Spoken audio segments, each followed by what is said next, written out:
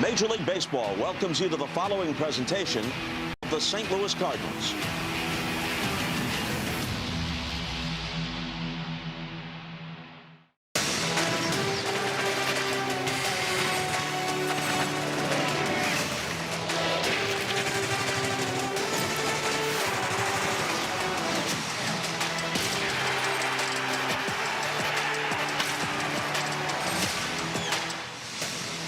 St. Louis Cardinals baseball on Cardinals TV is powered by MLB. Off we go along gauntlet of Central Division opponents come to town. It's the Pittsburgh Pirates for the first of three here at Busch Stadium in downtown St. Louis. Hi again, everybody, with Brad Thompson, Chip Carey, Jim Hayes coming along in just a moment. Another series win for the Redbirds against the Royals, but now another challenge, 12 straight against Central Division foes, and the Redbirds 5-1 in the division so far. It is a challenge. You got to be jacked, though, the way that this team is playing. They are doing everything right. They're hitting, timely, good defense, and how about the pitching as of late, Chip? This group has been good. Yeah, they are gripped and ripped as the Cardinals continue to start well, finish well, and boy, we'd love to see that at the end of this two-week stretch. No doubt, right? The Buccos, the Reds, the Brewers, the Cubbies, finally some division opponents to flex on, but the starting pitching has been so good as of late. Chip, you look since April 27th, the starters are getting deep into the game. How about a sub-3 ERA, only allowed 8 home runs, and the opponents with a 663 OPS. Everybody top to bottom is getting it done. We're starting to see this rotation really come into form and grow as the season progresses. Yeah, they've really been above average, if you will, and so has the Cardinals relief corps. When they get the lead, they don't give it up too often. No, and we're starting to see this solidify at the back end of the bullpen. We knew about Riley O'Brien. He's lights out. JoJo have been so good, but the bridge is getting better and better. Everybody getting in on the action. Whenever Ollie picks up the phone or Dusty picks up the phone, he feels pretty confident about whatever name he throws out. Well, whenever you play within the division, it is crunch time. Sit up, stand up. Doesn't matter. Time to get in shape for the Redbirds' run of 12 straight against the National League Central. Matthew Liberatore is first out of the chute for the Redbirds as we face the battling Buccos at Busch tonight.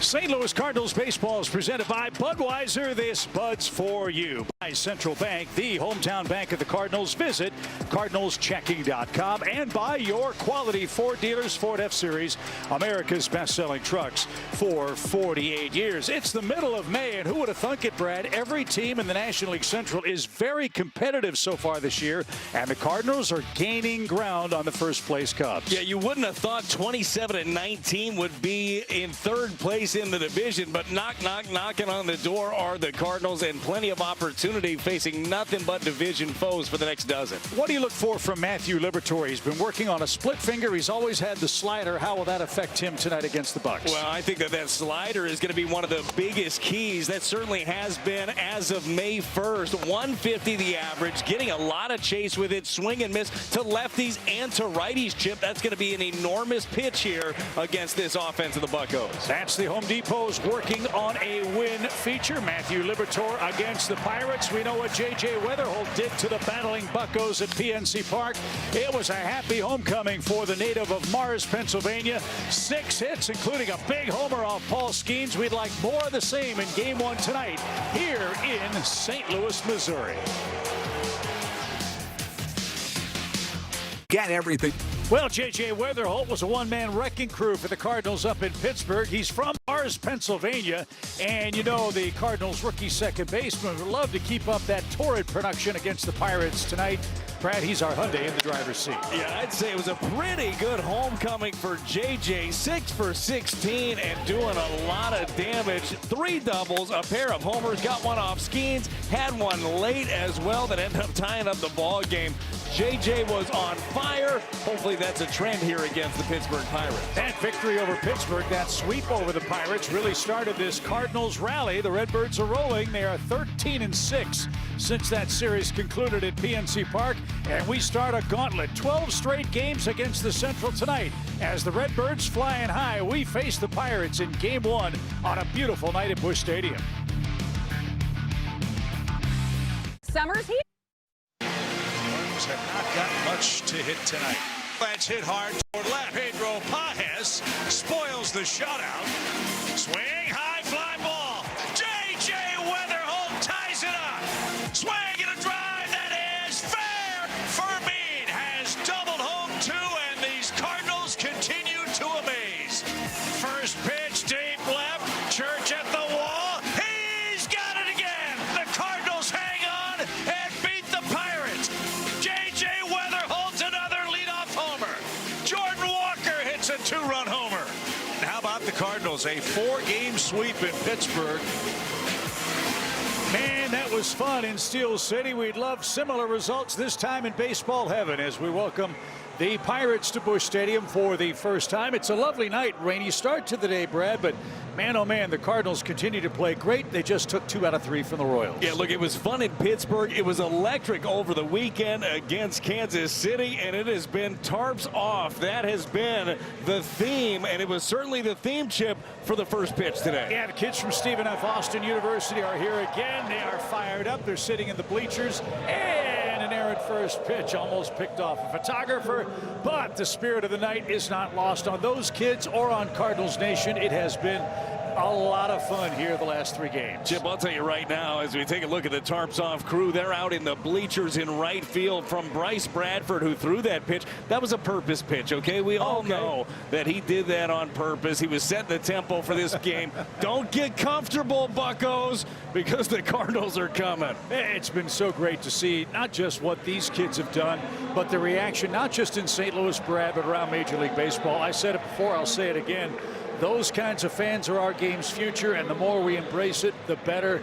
They've made it a lot of fun for us, too. Yeah, embrace the energy. Spontaneity was exactly what the genesis of that, right? They came to the ball game wanting to have a good time. It has been a great time here at Busch. And all season long, the way these guys are playing. Take a look at today's starter, making his 10th start of the season, Matthew Liberatore. Libby, last time out, he ended up giving up 4. He was cruising through 4 innings, ran into a little bit of trouble there in the 5th against the A's. We take a look at the pitch arsenal for Libby. 4-seam slider. We showed you that slider in the open. A lot of swing and miss with that bad boy. Changeup, curve, sinker, cutter, and split finger every once in a while for Matthew Liberatore. Mostly right-handed bats out there for Don Kelly and his Pittsburgh Pirates. Their lineup presented by Menards.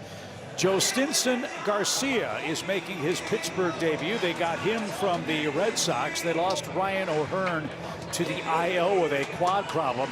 Nick Gonzalez had the best series at the plate for Pittsburgh against the Cardinals, and Connor Griffin, their 20-year-old phenom shortstop, is in and batting second. For Connor Griffin, amazingly, he wasn't born when this ballpark opened. That tells you how young he is. No, it's pretty disgusting, actually, when you mention it like that. I'm thinking about myself at 23 or 24 years old when this place opened, and look at that kid. Pretty special talent, right? They locked him up to a long-term deal. They believe that he is going to be one of the biggest faces of this franchise here for the next decade. Well, the Pirates scuffling as they come to town. They were swept by the Phillies. They were shut out in each of their last 2 games. They had a blown lead of 8-3 on Friday, so they're limping into St. Louis, and the Cardinals hope to keep those woes going for them. Pittsburgh starts play today, 4.5 games out of first, but a game over 500 on the season. And here's the roll call for the kids in the bleachers as Nick Gonzalez faces Matthew Liberatore. And we are underway. That's downstairs. 1 ball, no strikes. I'm digging the roll call. I love it. The guys are feeling it.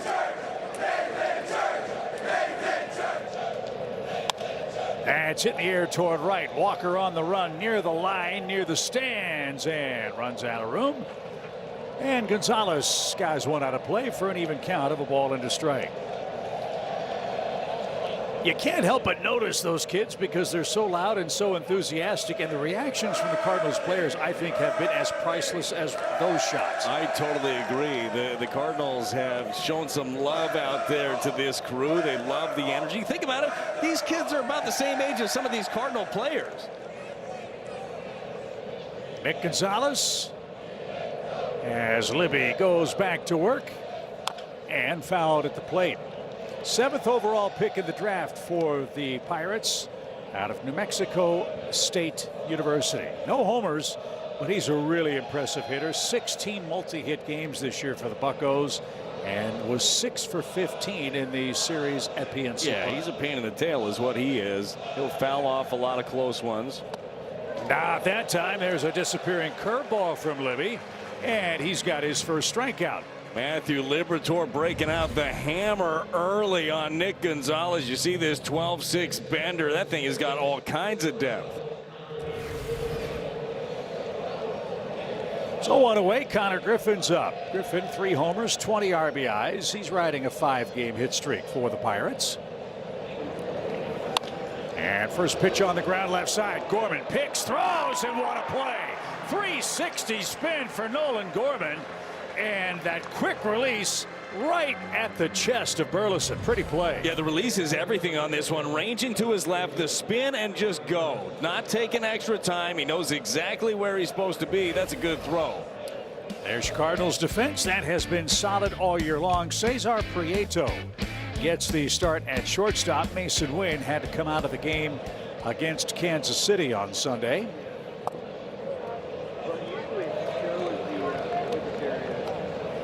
Brian Reynolds is your batter. We talked with Ollie before the game, and he told us, Brad, that Mason was getting imaging. Hopefully everything will check out clean, and he is, as we all are, day to day. Yeah, look, I think that as soon as you hear imaging, you get a little concerned, but it is precautionary, right? They want to make sure that they're not pushing through anything that they shouldn't be pushing through. We know how much different this ball club is with Mason Wynn in there, but you got to play it smart right now. Brian Reynolds, switch hitter, batting right-handed, of course. 4 homers, 26 driven in. Nice milestone for him. He picked up his 1,000th hit on May the 6th this year. And he's kind of a bellwether guy. When he drives in a run, Pittsburgh usually wins. He drove in 2 against the Cardinals at PNC Park. Well, he finds himself in a lot of counts like this. Generally ahead, not afraid to take his walks. He's got 34 of them on the season. That's popped up. Long run, Burley over to the Tarpegos and into the second row of seats. Now it's 2 balls, 2 strikes. Liberatore 2-3 lifetime against the Pirates. He's had a nice month. He's 2-1 in May, a .378 earned run average, and that's in keeping with the rest of his rotation mates. The Cardinals staff has been very consistent and very, very good.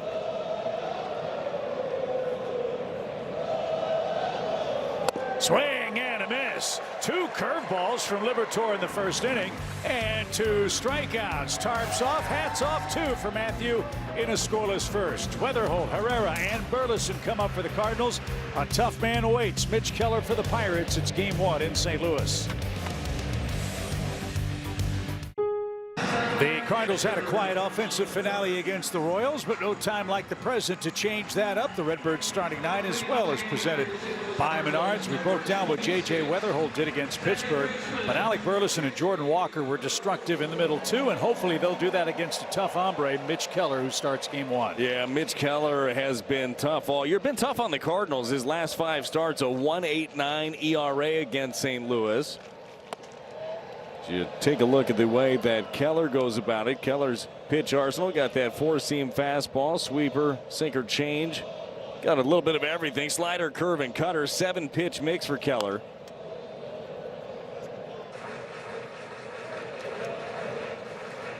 JJ at .233 on the year. He's reached base in 9 straight games for the Cardinals. 8 homers, 22 driven in.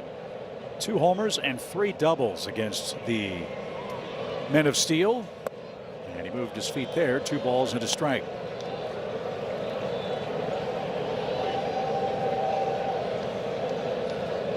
JJ's played in every game but 1 for St. Louis,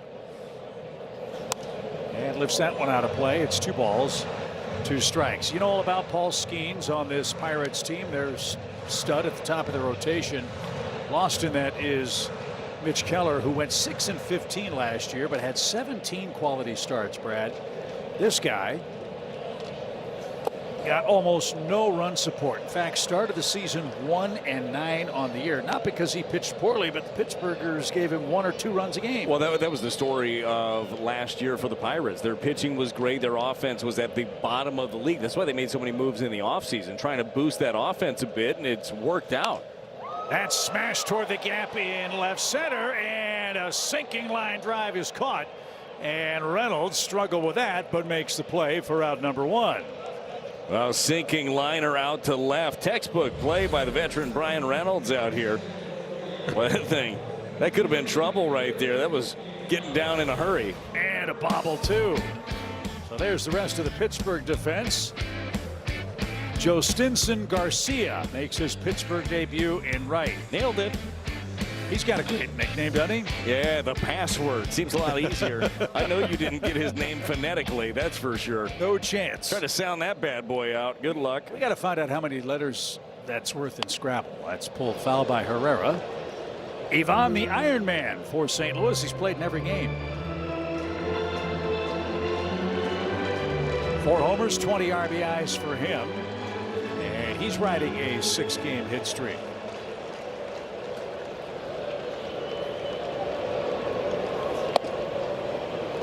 That shaves off an inside corner.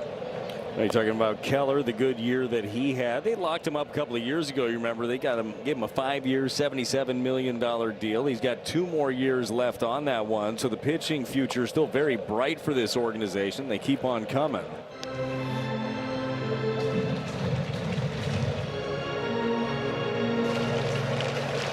That's Don Kelly. His Pirates a game over 500, and the pitch fouled straight back at 94. Keller got away with 1 there. It's a ball and 2 strikes.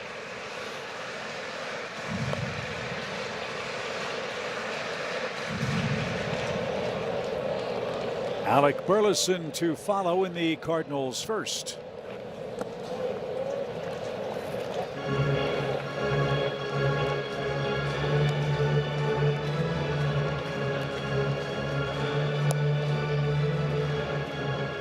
I see a lot of sweepers in this spot here for Keller. That's been a big swing and miss pitch against the righties. The idea, try to stay on that thing, drive it up the middle, go the other way. He's got some room to the right side. The pitch is cut on and missed. A cutter gets Herrera. 2 up, 2 down. Keller has his first strikeout. What's your Toyota key for victory tonight? Take what's left, Chip. That is the key to the game. You say, what does that mean, Brad? What's that mean, Brad? Well, good question, Chip. Look at what the lefties have done against him. 720 OPS. That's pretty good. But the righties, he has dominated right-handers. A 354 OPS. That's like an obscene number that he's been able to put up. So the lefties in this order are going to be the biggest key against Keller, and obviously the Cardinals rolling out 6 of them in their lineup, really trying to stack that side. And Alec Burleson going to be one of the first guys you look at to do some damage here against Keller. There's a good curveball. Both starters have a good deuce working here in the first inning. No balls, 2 strikes.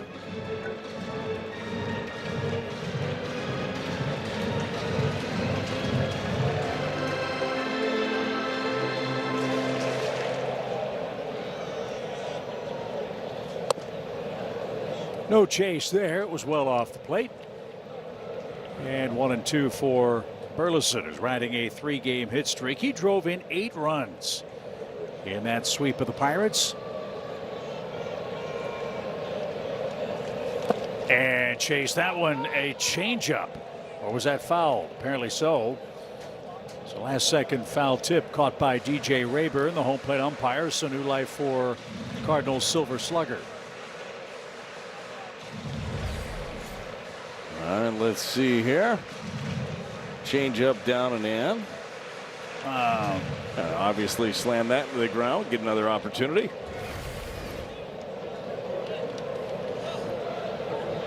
All help appreciated.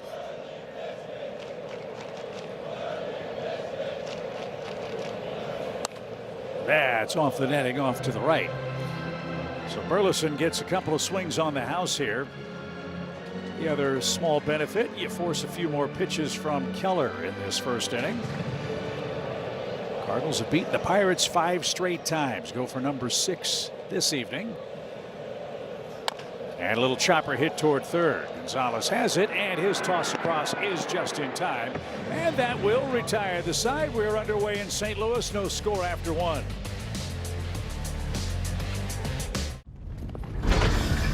Don't miss Play Ball Weekend coming up June 5th through the 7th, encouraging kids everywhere to get out and play. You can visit playball.org to register for a free event near you today. Here's former Cardinal Marcell Ozuna. He's the Pirates' designated hitter. As Brad said, they were trying and are trying to upgrade their offense. It hasn't worked out all that well for Marcell yet. He's hitting under 200, but does have 5 home runs. Ring him up. 5 homers. Only one of those homers, oddly enough, has been on the road for Marcell Ozuna. But they definitely tried to add some pieces. Brought in Ryan O'Hearn. Unfortunately for he ends up on the IL. Has a quad issue. That's what brought the password in. I'm going to stick with that. Seems easier. Last year, Ozuna from the Braves had 21 homers. 2 years ago, 39. 3 years ago, he had 40. That's what the Buccos are hoping for over the final months of this season. The pitch changed his eye level and missed. 2 balls, 2 strikes. A lot of offense there for a Gold Glover, too, isn't it? Pretty impressive. One of the great highlights in baseball history here at Busch Stadium. Spider-Man, Spider-Man. Swing and a miss. Libby's got the curveball slider combo working. He struck out 3 of the first 4. But this has been the swing and miss pitch all season long for Matthew Liberatore. He'll use it against a lefty sliding away, but not afraid to tie up the right-handers. That's a good one there on Ozuna. Looking at the numbers inside the numbers, if I'm right, Brad, he's throwing his slider a little bit harder this month. He is for sure, and just really getting on it. The thought process for him is fastball, letting the grip, letting the hand position do the work. He's not trying to manipulate it with his wrist. He's really just staying on top of that. That's allowing that easy velocity for him. He set down the first 4, now faces O'Neill Cruz. He's got 10 homers this year. And takes a strike.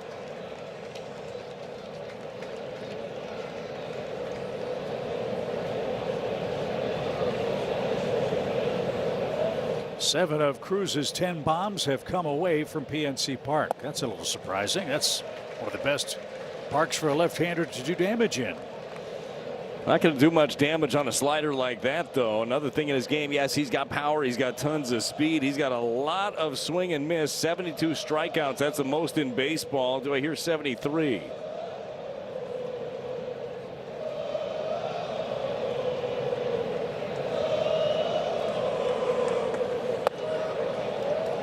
Good patience there to even the count. I think you could throw it again. I think you can go right back to that.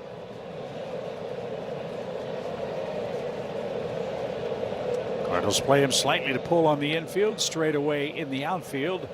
And just a bit low. Full count. He did throw it again. Very surprised by the patience. Back-to-back pitches there by O'Neill Cruz. Don't want to walk him. He's got 16 stolen bases. And the 3-2 pitch. Center cut. He couldn't pull the trigger. A 96-mile-an-hour fastball. How about Libby? He's got 4 strikeouts already. Well, maybe the takes were more a product of him thinking that Libby was going to make him try to chase every single time, because he just stares at 96 down the middle after a couple of breaking balls. Love what we're seeing early on from Matthew Liberatore. So Joe Stinson Garcia, the former Red Sox prospect, digs in for the Pirates. He took the place of Ryan O'Hearn. The Buccos gave up Johan Oviedo to bring Garcia from Beantown. And in case you wondered, his first name is worth 30 points at Scrabble. Okay, and that's without any double word score, right? That's just straight up? Just straight up, yeah. Wow. Yeah.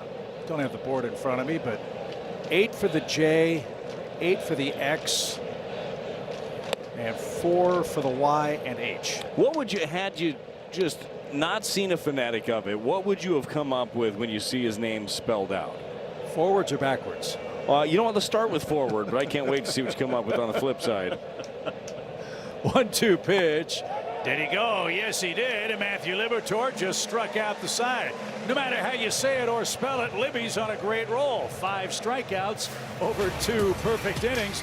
And look who's coming to call for the Redbirds. Jordan Walker, who leads the Cardinals offense in all the Triple Crown categories, were scoreless in Game 1. Good things. No score, home second. It's Wells Fargo active mic time with the cat, Jim Hayes. I'm with the manager, Ali Marmol. And Ali, Mason Wynn had some discomfort in his left knee. I know you guys had imaging done. Is there an update on Mason? Yeah, we do have an update, and everything came back clean, which is really good news. So he'll be day to day. He's feeling a lot better as the day's going on. He'll come in tomorrow, move around a little bit, and our hope is he's able to get in there. The imaging really was precautionary, but this is really good news for you guys because you weren't 100% positive, correct? No doubt. This is a guy that'll play through just about anything, so you want to make sure if we're going to push through anything that everything structurally is sound. So we're in a good spot there, and his hope and my hope is that he's back in there tomorrow. What we're seeing tonight from Libby, he's pretty much striking out everybody. What do you like about what you're seeing? Yeah, he's doing a nice job with his spin, utilizing the fastball appropriately, but he's spinning it really well in the zone to steal strikes and underneath for the punch out, so he's doing a really nice job. I'm going to let you go manage. Thanks. I appreciate that. All right, that's the manager, Chip. Thanks, Ollie. Thanks, Cat. Jordan Walker, 1 ball, 2 strikes, and that's great news. Fantastic news with Mason Wynn. And yeah, you're going to take every precaution with all of your players, but certainly a guy like Mason Wynn. That's to short. Double clutch, and Walker just out by a quarter step. Well, you know that Jordan Walker can bust it down the line. The young Griffin able to just beat him. But again, talking about the other shortstop who's hopefully back in there, Mason Wynn. That is great news. And Ollie hit the nail on the head with this being a guy that wants to be in there every single day. He'll play through anything. But early in the season, you're going to check it out. You're going to take your days. So hopefully we see him in there tomorrow, if not the finale. You know, he's bored to tears right now, too. Yeah, I can tell. He's used to being out there, putting in all the work every day, going out and competing. Nolan Gorman is your batter. He's riding a 5-game hot streak. In the air to right, but playable. Garcia is there. And there's your second out. My first guess on his name was Joe Stinson. Okay. So I think I would have gotten close. But see, I apparently I suffer from a little dyslexia right in the middle of his name because I was going Josh Nixon. Yeah. Yeah. Do that. But Joe's Tinson, when we get to talking about their right fielder. Bunt try. It's down the line. It is going to be foul. Nice idea by Church. But he's down a strike. Well, the Pirates hoping to have a relevant season. It's been a while. They last made the postseason in 2015. The last time they had a postseason appearance where they advanced was 1992. That was against the Braves. And they've put together a terrific pitching staff. Pretty good bullpen. Question is, will they hit enough? And right now, it's still an open question. Yeah, the question also for their club moving forward, right? How much of this young talent will you end up retaining? They've done a good job, obviously, with the youngster Griffin. Paul Skeens going to be one of the bigger question marks in all of baseball. Everybody's going to want to get their hands on him. And who knows what that price tag is going to look like, because this one catches a piece of DJ Rayburn behind the plate.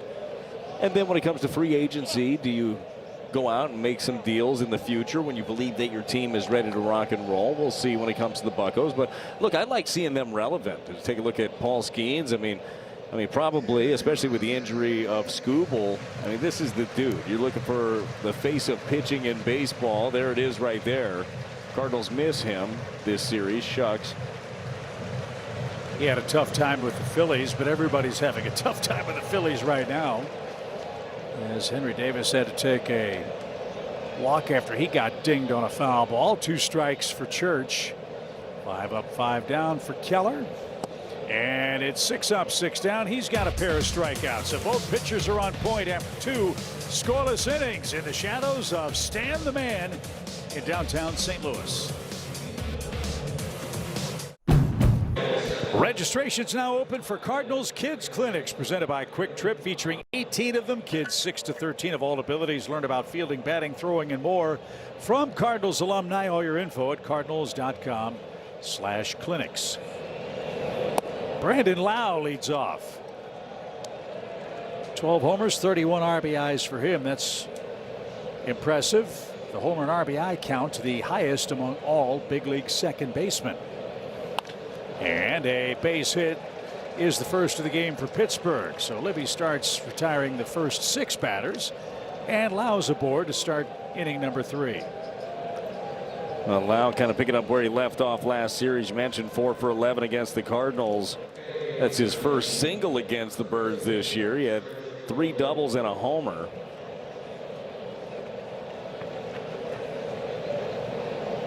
So excited to have a Lau in the ball game, Chip. Oh. Had to bring that up, did you? Not to be confused with Lowe. John Stinson? No. Nope. Think that you'll nail that one. That's easy compared to the Low Lau thing.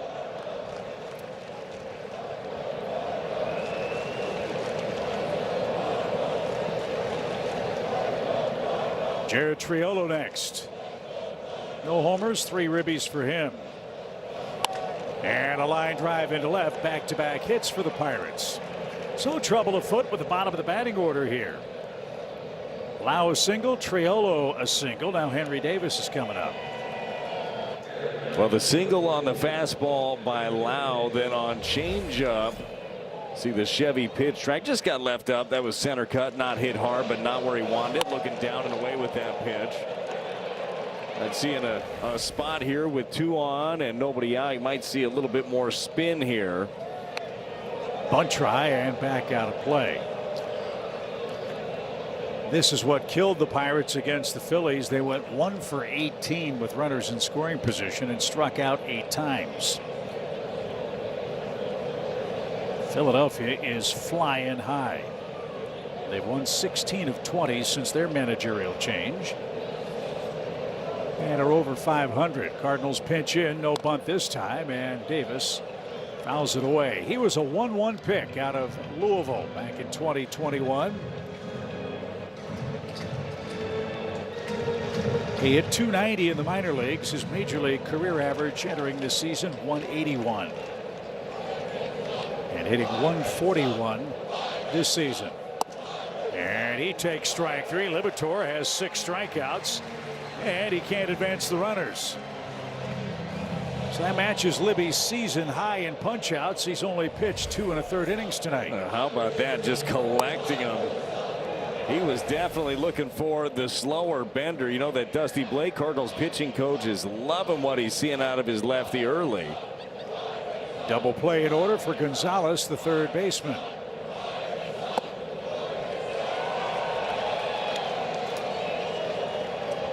You heard Ollie in his chat with Jim Hayes. He is spinning it well. The slider and the curveball, both really effective to start the game. When you have that and 97 and sinking, that's a lot for a hitter to contend with. It is for sure. And look, there is going to be data to back this up. I'm just not smart enough to find it as we talk about it on the fly. But I think that's the best his breaking ball has looked, certainly all year. Maybe we've ever seen it with as far as depth go. And that pairs really well off of it. 95 upstairs. I would assume he's going to play that slider or curveball right off of it.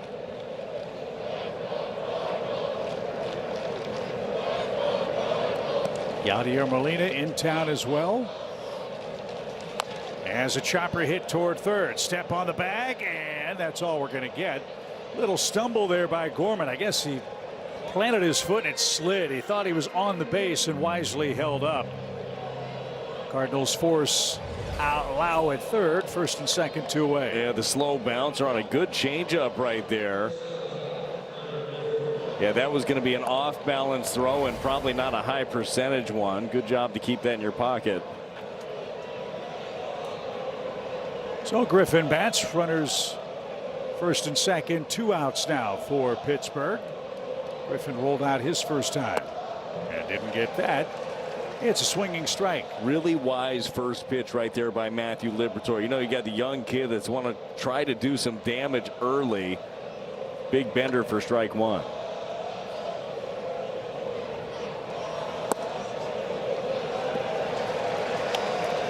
Hasn't thrown many of those, but man, was it effective. It's 0-2.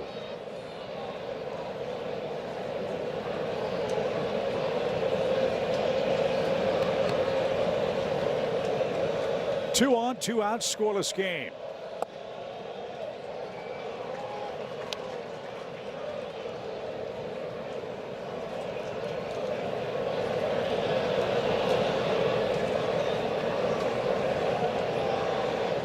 Triolo, the lead runner at second. Libby checks him. And a swing and a miss. New season high in strikeouts for Liberatore. The Pirates get back-to-back hits in the third and can't break through. Libby's on his game. Let's see if the Cardinals can put him in front.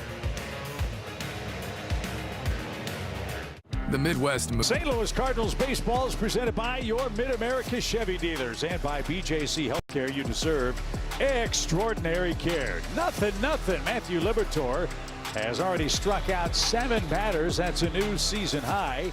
He and Mitch Keller are on their games. 9 combined punch-outs for the starters tonight. Redbirds start with Cesar Prieto, who rolls to short. And Griffin on the run. 1 pitch, 1 out. Prieto, the start for Mason Wynn, whom you heard Ollie say. Imaging came back fine. Might be back in the lineup tomorrow. Yeah, absolutely loved hearing that. You are going to be careful with Mason Wynn. As we joked about earlier, I bet he's been very, very bored today trying to figure out what to do, going through certainly some rehab and stuff like that for the knee to get feeling right. But this guy's a competitor. He's going to do what he can to get out there quickly. Pedro Pajes is next. 4 homers, 9 ribbies for him. Remember, the Cardinals were nearly no hit up at PNC Park. It was this man's homer that started a furious 4-run 9th inning rally. A game that looked surely lost for St. Louis. They got it done against the Pirates closer and stole away a victory and didn't stop winning in Pittsburgh.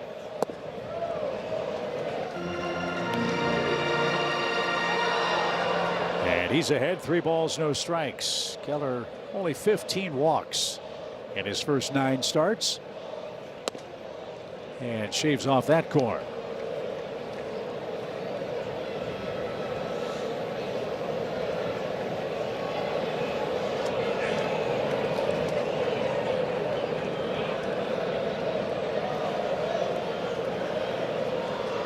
Clouding up at the old ballpark in St. Louis.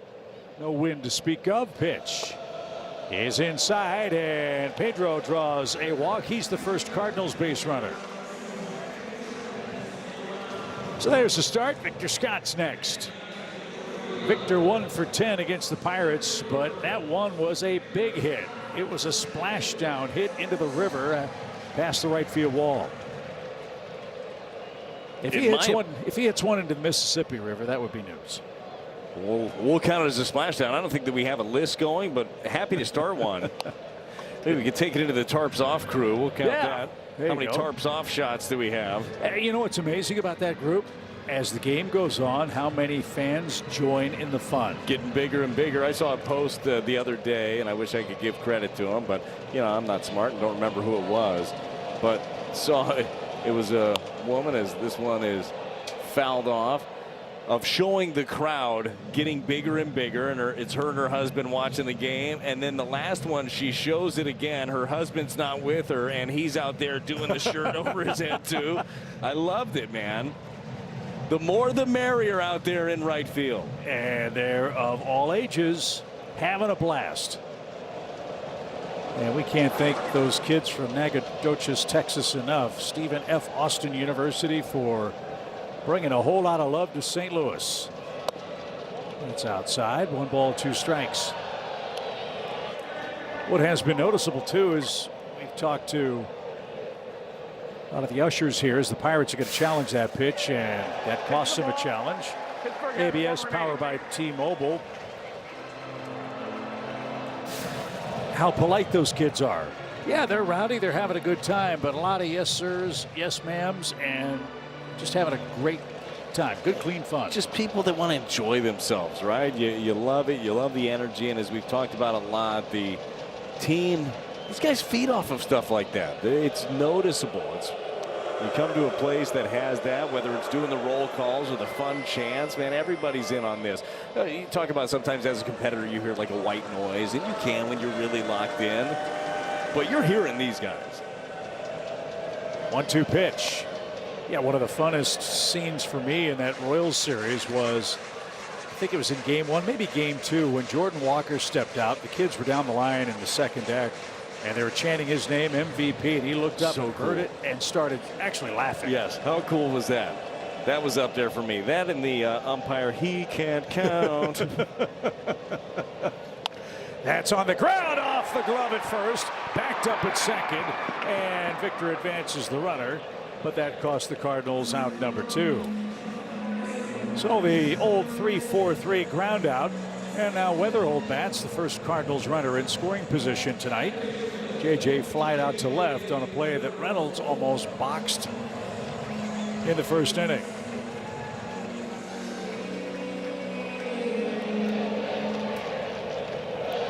.22 ribbies for Weatherholt.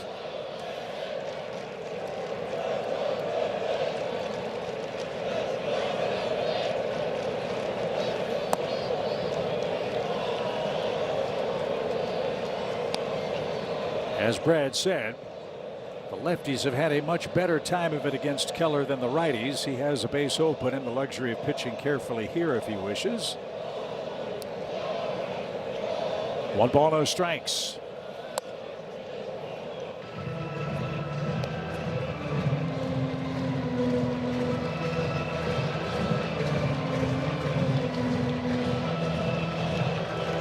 Griffin at short, trying to keep Paez close at second. Scoreless game. We're in the Cardinals' third. And JJ takes a slider. 2 balls, 1 strike.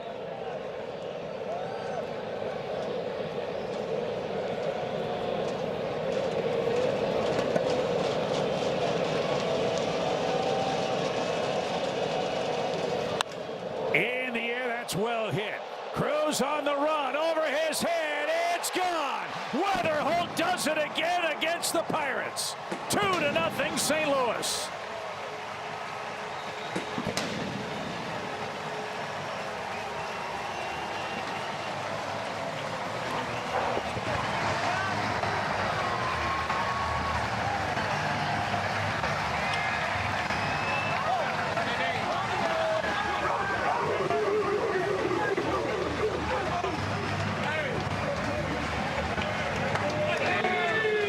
From Mars puts one in orbit in the third inning.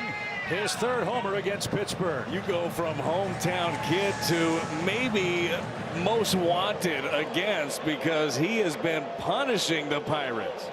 Just the 4th homer Keller has allowed this year.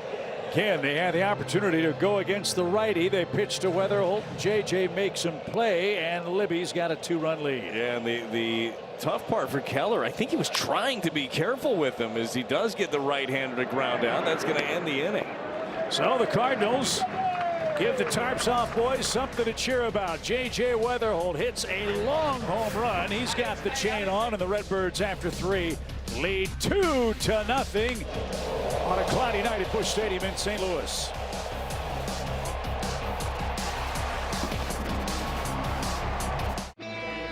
Two-zip Cardinals, thanks to J.J. Weatherholt, and I am with the Tarps Off crew from Stephen F. Austin. I'm with Bryce and Caleb. Bryce, I got to ask you, since you guys have been here, you put a jolt into the Cardinal fan base, right? You've gotten a lot of attention. You got to go into the clubhouse.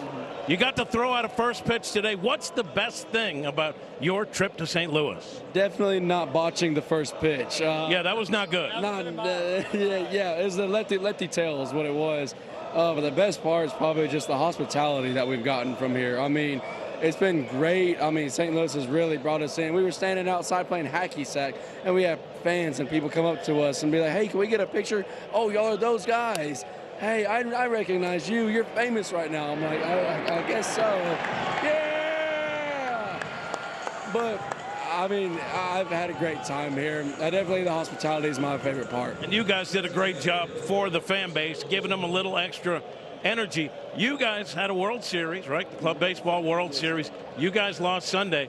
But I found out that there were a lot of Cardinal fans came to support you the way you support the Cardinals. Tell me about that. I mean, just to see the Cardinals fans come out, even like an hour and a half early. We had this one family come out an hour and a half early, and it's just incredible to see people supporting a club baseball team from East Texas. I mean, I just can't thank the Cardinals fans enough for the support. I mean, I saw people buy purple shirts. Of course, no SFA gear, can't come in that fast. But seeing them show up with purple shirts, purple hats, Cardinals gear, like you walked in and they're like welcoming. There was like St. Louis podcast coming up to me and Bryce asking an interview. Of course, we had a game, but we were just, I mean, just so in shock of everything that they have done for us. It's just great to see. And you guys must be doing something right, because other fan bases around MLB are copycatting you guys. What's that all about? Hey, I'm just happy to see how it's spreading across the nation so fast. I mean, I'm not going to patent this or any trademark it. I mean, everyone's enjoying this, and I'm happy to see so many people come together with this. I mean, it just makes me so happy. Let me ask you this, because this is your last night here, right? Return engagement. Now you got to go back. What are you hoping Cardinal fans can put together to continue what you've started? Maybe we rename somewhere in this stadium and call it the Tarps Off Terrace. And maybe, just maybe, keep this type of crowd going every single game that we have here in St. Louis. That's what I hope continues here. How about you? What would you like to see going forward? I mean, I like that Tarps Off Terrace idea, but I mean, St. Louis is such a great baseball city. They call it baseball heaven. Looking from center field into the into the outfield with the arch, I mean, it's beautiful just standing. I took so many pictures, but this city deserves a packed out baseball stadium every night, especially coming October, because they got a big season ahead of them. I think they could do special things. You guys did your part. On behalf of all the folks associated with the Cardinals, thank you for giving us that little jolt of energy. We really appreciate it. Chip, it's all you now. Thank you, Cat. A base hit for O'Neal Cruz, and he moves to second on a rare error from Jordan Walker. And Joe Stinson Garcia will bat with a runner in scoring position. I know those kids have not only inspired our fans, but they've inspired us too. Well, it's really a lifestyle is what it is. Yeah, so now that we're Tarps Off crew, have been tanning. That was step one for me, and doing those, that's a new workout. But are you kidding me with the amount of fun? First of all, they're the reason we get to have fun like this. Yeah. And boy, if you can't tell, I'm excited because this group is bringing the energy, Chip. Kidding me with this? They didn't have one in a very pale tone, so yeah, we just went with these ones. It matches my skin tone pretty well. These are a shout out to Sween Dog, by the way. I think that he might have modeled for these potentially. I think so. How about the rally towels that they've got to hand out? Tarps Off. Tarps Off. So the thought is, if this takes off, like if you sit out there in those bleacher seats, probably going to have one of these every single game. You're going to be able to throw around the Tarps Off. I mean, it's such a cool thing, and it really is an advantage for a ball club to have. You got a group that will be rowdy, respectful, like you mentioned, but rowdy, have some fun, get behind your guys, get on some of the other guys. It's just cool to see. What's so cool about it, too, is how organic it is. The closest thing I can think is the Kings court in Seattle when Felix Hernandez would pitch and he'd get to 2 strikes and the fans would hold the placards up in left field and chant just like those kids are doing. It was a really, really cool, fun, different thing. So who knows where this will go, but man, oh man, what a breath of life it's given to a Cardinals team that's surpassing expectations. And it's fun to be at Busch once again, especially when you get pitching like Matthew Liberatore. He has struck out a career-high tying 8 in 4 shutout innings. A J.J. Weatherholt homer has the Cardinals bustling up in Game 1 against the Pirates.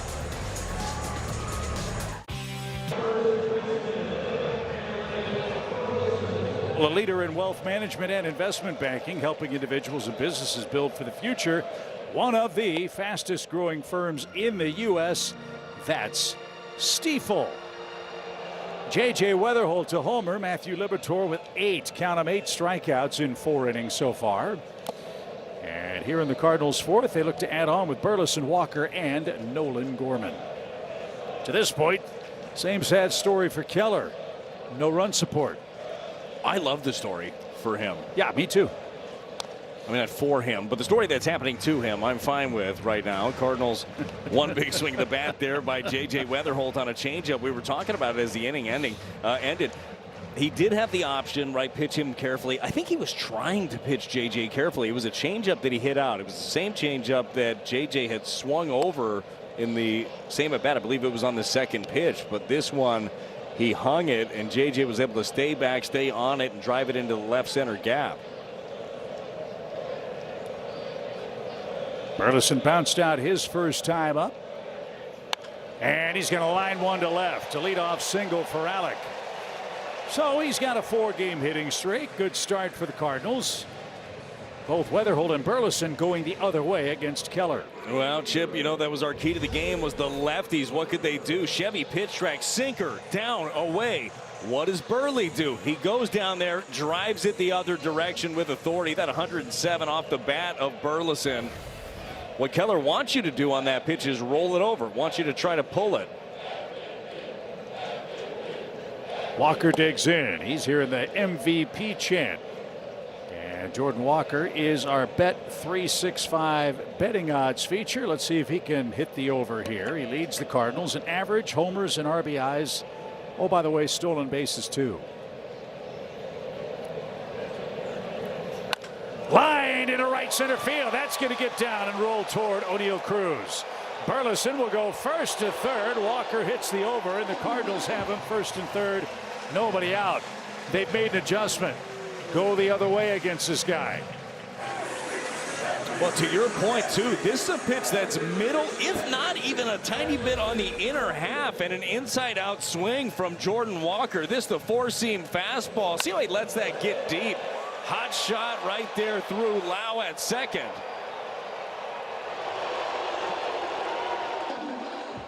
So the first time through the lineup, Keller is awfully good. Second time, he's been a little more vulnerable. Let's see if Gorman can take advantage. Gorman flied out to right and is riding a 5-game hit streak. Well, to your point, second time around, a 4.19 ERA, which doesn't sound that bad, but first time around, it's doubled. He's got a 2.1 the first time around. Nolan was thinking about a 3-run homer. Why not? He's done that a time or two against Keller.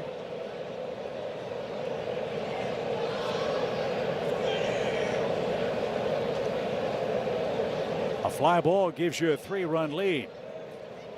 Nobody out. On the ground, the Pirates will concede the run. They'll get the double play. No RBI. Burleson scores, and the Cardinals' lead's extended to 3-0.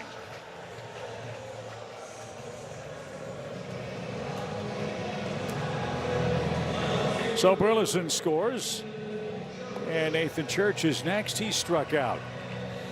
Lost in that series in Pittsburgh was the tremendous Cardinals defense, and Church had one of the plays of the year.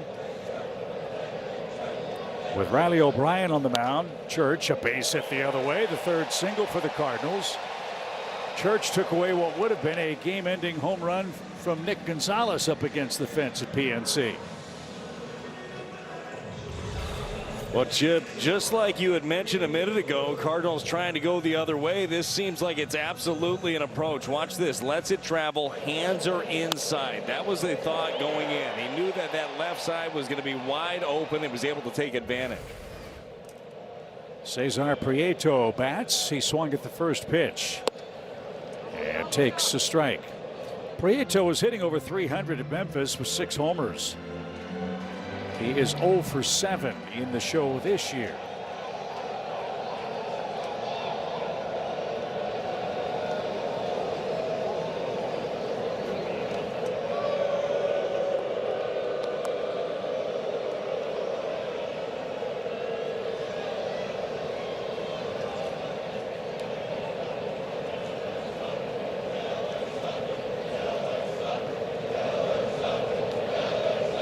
balls and a strike. Sharply hit toward short. Griffin was shielded by the umpire, but made a nice play, and that will retire the side. A run on 3 hits. The Cardinals add on. 3-0 St. Louis in game 1. Fans kick off summer with the Cardinals and Tums for a limited time. Get tickets for $10 plus $10 in Cardinals cash for great summer matchups. All your details at cardinals.com/Tums. After this series, we hit the road. We go to Cincinnati and Milwaukee. The Cardinals are back home the weekend of the 29th, 30th, and 31st to play the Cubs. Cardinals will have a nice long homestand. The Cubs for 3, Texas for 3, then Cincinnati for 3. So we hope you'll make your plans to join us in St. Louis. So far, it's been a splendid spring. Brandon Lau, a ball and a strike. Pop back toward us and out of play. It's 1-2. Now Libby hunting strikeout number 9 would be a new career high for him. The breaking stuff has been nasty. Got a chance to see it right here. Probably that slider again. Looking to see if he can get Lau going down and away. I think that he's used his fastball very effectively today. He's not necessarily trying to pump it up for strikes. It's to set up some of these other pitches. Kick and fire. There's a shot up the middle, a base hit. So Lau has his second single of the game. And like the 3rd inning, the Pirates have their leadoff man aboard, this time in the 5th.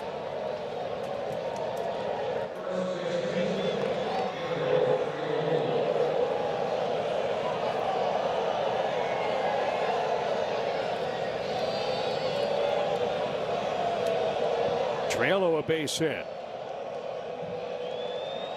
He's a Gold Glover as the wave approaches the tarps off crew. They're already standing. That's what's fun too. They don't sit down for a second.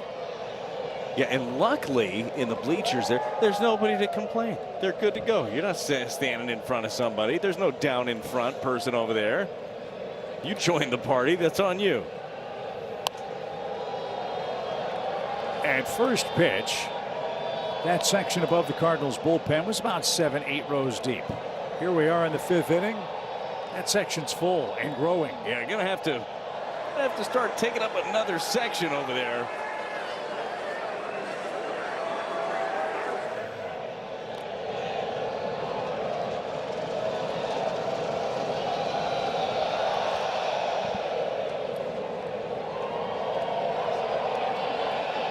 Gorman hugs the line at 3rd for the Cardinals, who lead 3-0. Sharply hit. Prieto dives. Can't get that. So 1st and 3rd for the Pirates. Back-to-back singles.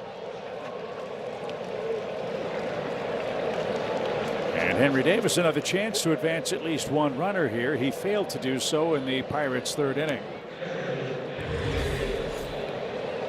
Well, a couple of pitches at the top of the zone that the Pirates able to take advantage of. This time the cutter just out of the reach of Prieto. A really nice job by Church to close in on this ball. Dead sprint to get to it, so Triolo can't take second.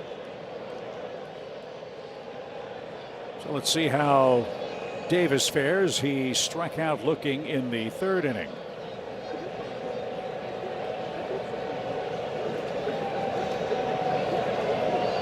As we said, Henry Davis, a 1-1 pick overall in the draft. His teammate is Joey Bart. And a little pop into shallow center. Victor comes on, makes the call. He's got momentum, and there is no advance. And runners 1st and 3rd, 1 out. Triolo thought about moving up to 2nd. But Pages caught that ball at the cut of the grass in front of the plate. He was ready to come up firing if Triolo tried to move up. So 1st and 3rd, 1 out. And Gonzalez next. This guy doesn't get cheated. He is not afraid to turn it loose early in the count. Well, he's great with RISP also, or runners in scoring position. 385 the average. And he might have a great wrist, too. I don't know. But I don't know. Tough to say. Pirates 0 for 5 with men at second or third. And Libby straightens him out. 1 ball, no strikes.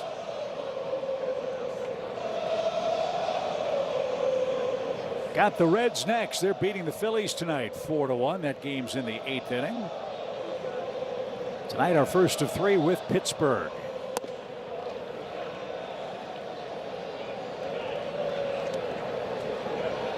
Milwaukee leads the Cubs 3-0. That game's in the 4th inning at Wrigley Field. Braves beat the Marlins 8-4 today.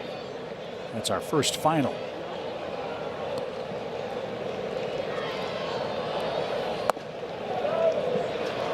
Just a touch low. It's 3-0 on a changeup.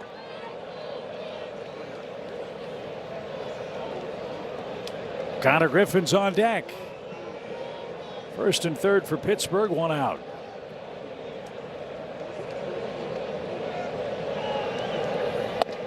And 4 straight. That's first walk for Libby, and the bases are loaded.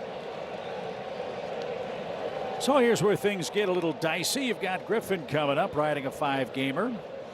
39 hits for the Pirates rookie sensation. He's up in the biggest spot of the game for them to this point. Well, getting the big spot, you got to imagine he's going to try to be aggressive. That's what he did last time. He was up there swinging with a couple of runners on in the 3rd inning. Libby started him with a big curveball that he swung through, ultimately striking him out with the same pitch.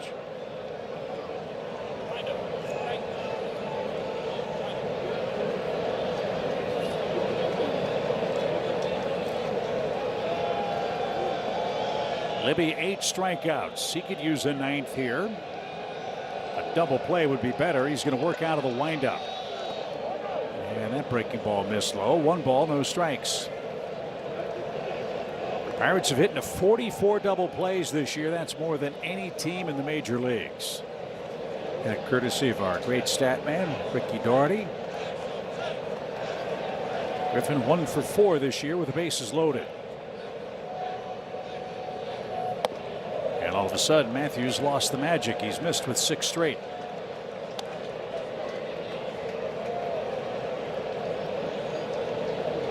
So he's starting his 3rd trip through the opposing lineup. He leads 3-0. That one all the way to the backstop, and it's going to ricochet away from everybody and score a run. So a very wild pitch brings home Brandon Lau. 3-1 your score. Triolo moves up 90 feet. Gonzalez didn't move from first. Well, a couple of misses high. This one, a cutter out of the hand of Matthew Liberatore. You never know when it's going to go off the bricks in the back. Could come right back to you, but if it hits the lettering, that's all raised lettering back there. Hit off one of those letters, could have been the S, and just kicked off towards the first base dugout. So surprisingly, Gonzalez didn't move. Double play still in order, but the count's 3-0 for the rookie. There we go. 3 balls and a strike.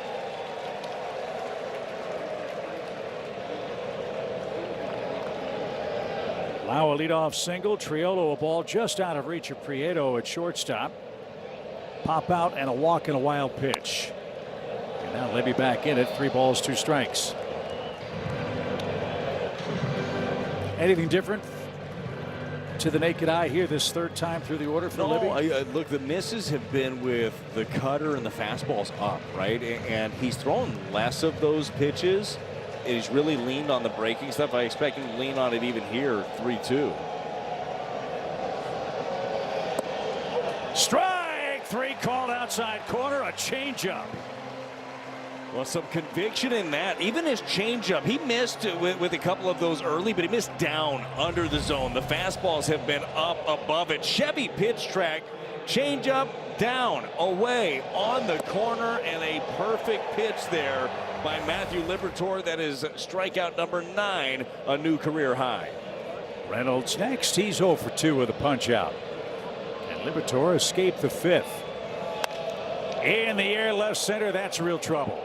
That ball is going, and off the base of the fence. 1 run scores. Around third is Gonzalez. He's going to come home standing up, and the Pirates have tied the game.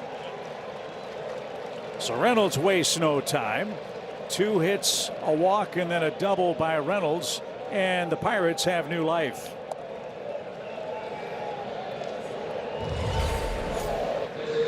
All right, so this the changeup again, but this time elevated. The miss up. Reynolds sees it. The changeup too for him is really good when it's down, but it's 90 miles an hour, right? So about 5 or 6 off his fastball. So still able to stay on. That one was Reynolds. As Dusty Blake's going to give Libby a little minute to go over a scouting report here, give him a little bit of a breather. So Pittsburgh, with a 3-run 5th inning, has tied game 1 of this series as Dusty Blake and his Redbirds battery talks it over. Brad and I step aside for a quick message from Jack in the Box. Get my new Smash Jack Sliders Munchie Meal for a chance to win $75,000. Welcome to Jack in the Box. Cardinals got a little action going on in their bullpen. Chip Gordon Graceffo begins to throw. Remember last time out against the A's, it was the 5th inning where things started to go awry a little bit for Matthew Liberatore. He ended up giving up that grand slam to Nick Kurtz.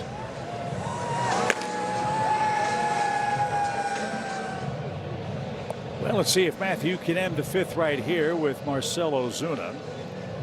Ozuna has struck out twice.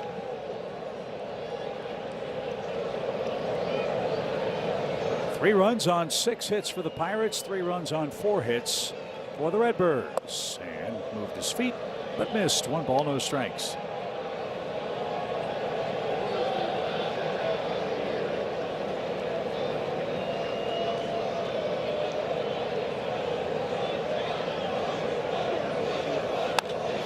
That one towering down the left field line. Church on the run to the warning track and runs out of real estate. So fine catch. And an even count. Cardinals had a 3-run lead. Pittsburgh's caught us. The Cardinals have not trailed the Pirates this season since their 4-run 9th inning comeback on April 27th. Let's keep it that way, shall we? 22 pitches for Liberatore in this 5th inning. Reynolds getting a big lead.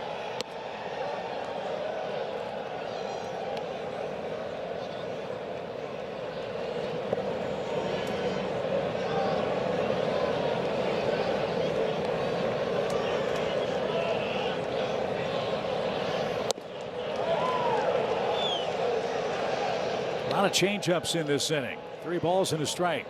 One a very good one to get Griffin. One that missed cost Matthew a 2-run double.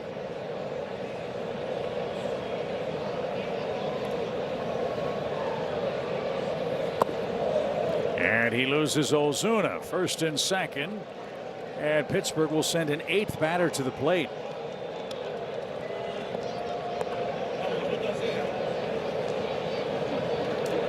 And that batter is O'Neill Cruz, who singled in the 4th inning.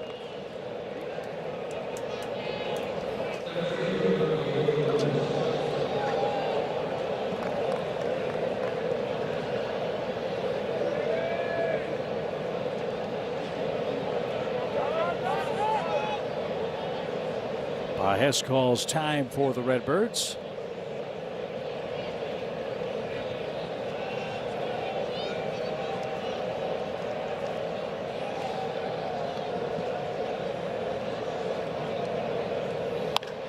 In the air to right, that is down in front of Walker. Around third, Reynolds. The throw will come to third.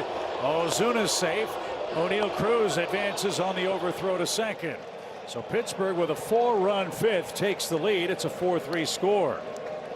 Reynolds on the first pitch, a run-scoring hit. Cruz, an RBI single on the first pitch. I'll tell you what, well, that escalated very quickly on Matthew Liberatore. That's going to bring Ollie Marmol out, and that is going to be it. 4 2/3 in a day where Matthew Liberatore, Chip, struck out a career-high 9 batters.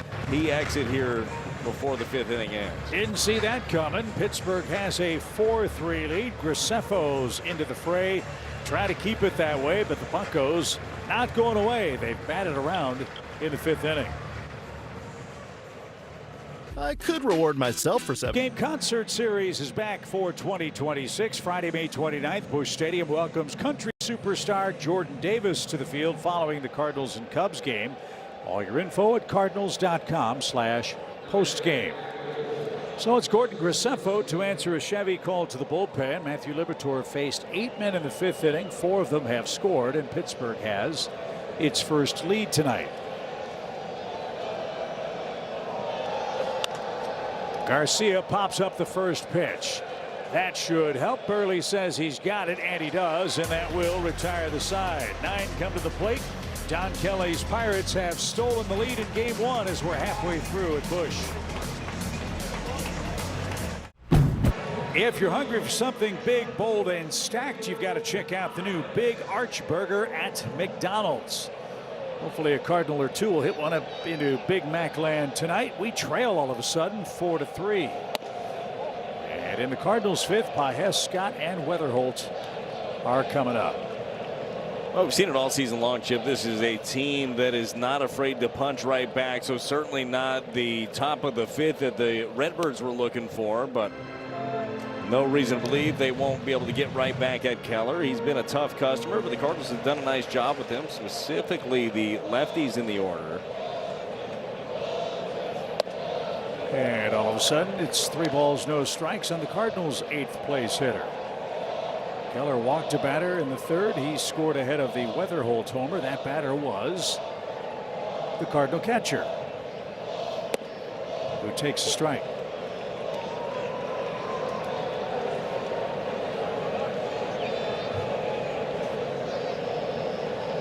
173 big league starts for Mitch Keller. He's 46-67. That's popped toward right. Garcia is over and under, and there's your first out. Victor's next. He bounced into a 3-4-3 put out in the St. Louis 3rd inning. Weatherholt will follow him. Brad's point about comebacks. The Cardinals have 27 wins this year. 13 of them have been in games where they've trailed.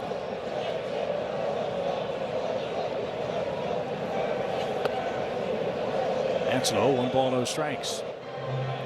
Yeah, I wouldn't say it's the preferred method of victory for the Cardinals, but certainly one that they're no stranger to.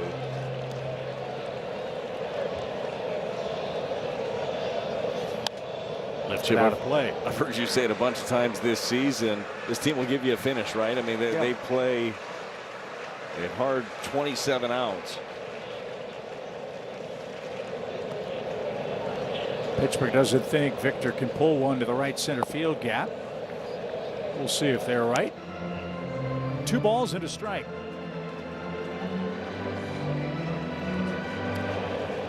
If he hits one there, things will get loud in a hurry.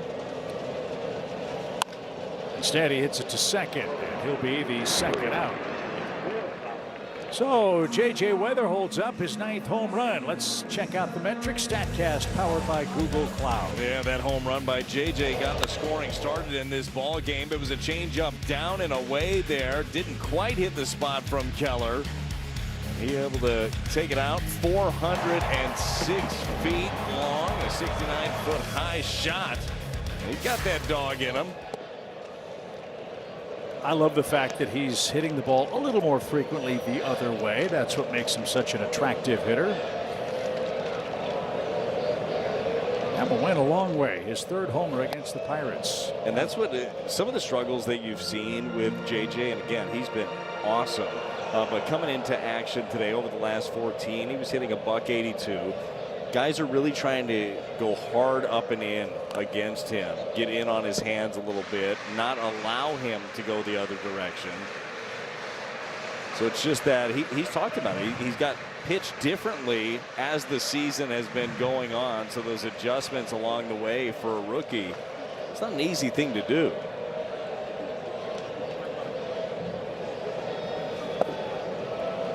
So Weather holds a deep count, trying to prolong the inning and get Herrera up there for Keller. His job. Shutdown inning. His Pirates have given him 4 runs and now a 1-run lead. 2 balls, 2 strikes.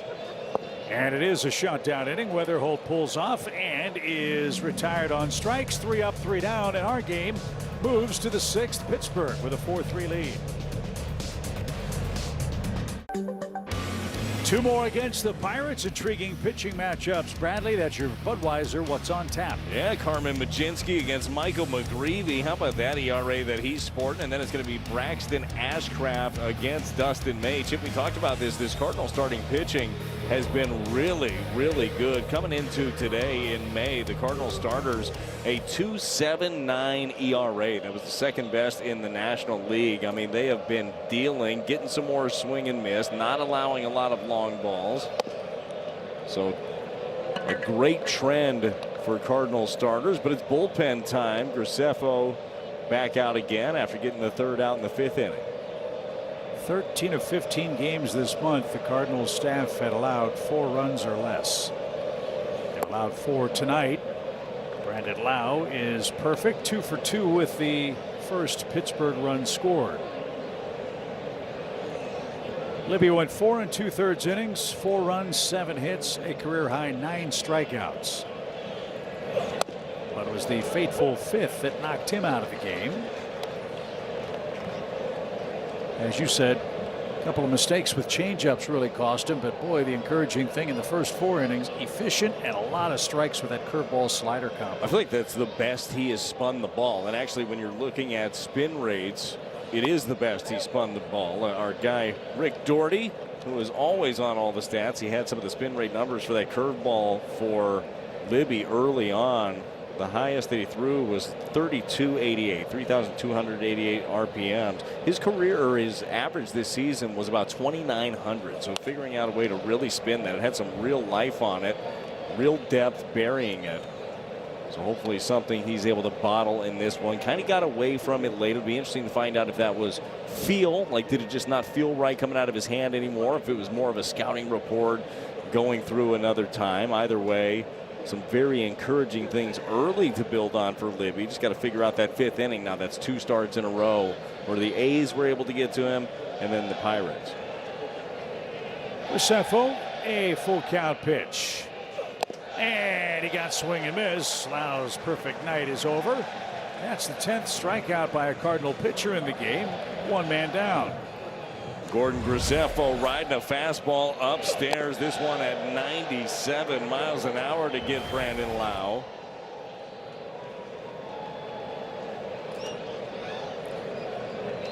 Triolo is next, the Pirates' first baseman. He's 2 for 2 with a run scored. Pirates start this series without Ryan O'Hearn. He went to the IL with a quad problem. Pittsburgh shut out in their 2 final games against the Phillies. They were shut out in the first 4 innings of Game 1 against the Cardinals tonight.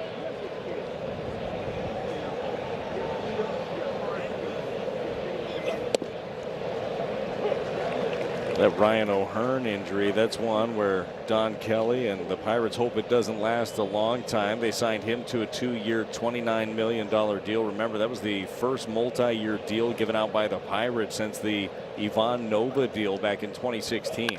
That's amazing. Line towards center, and Triolo is 3 for 3. So we didn't see Jarrett against the Cardinals up in Pittsburgh. Kind of wish we didn't have to see him tonight. He's got a perfect game. He's just hunting the heater. This one is up, it's in, pulls the hands in, able to get the 97 at the top. Those are some quick hands. So Henry Davis is the catcher. 0 for 2 is he, and 0 for his last 14. When we get to the home 6th, Cardinals will have Herrera, Burleson, Walker, and Gorman scheduled. It's a 1-run game. We've been out hit 8-4.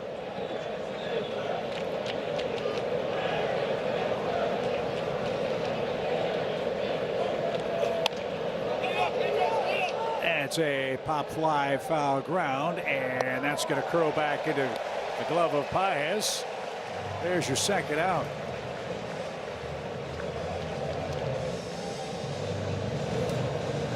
Dark skies all around the ballpark, feeling a little bit cooler air blowing around the stadium.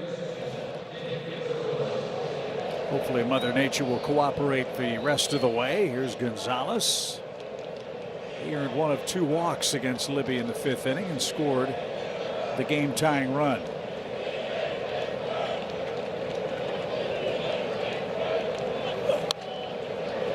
Talking about the cloudy skies. What a fortunate Monday off day for the Cardinals yesterday. The area took a torrential downpour seemingly all day long. Worked out quite well.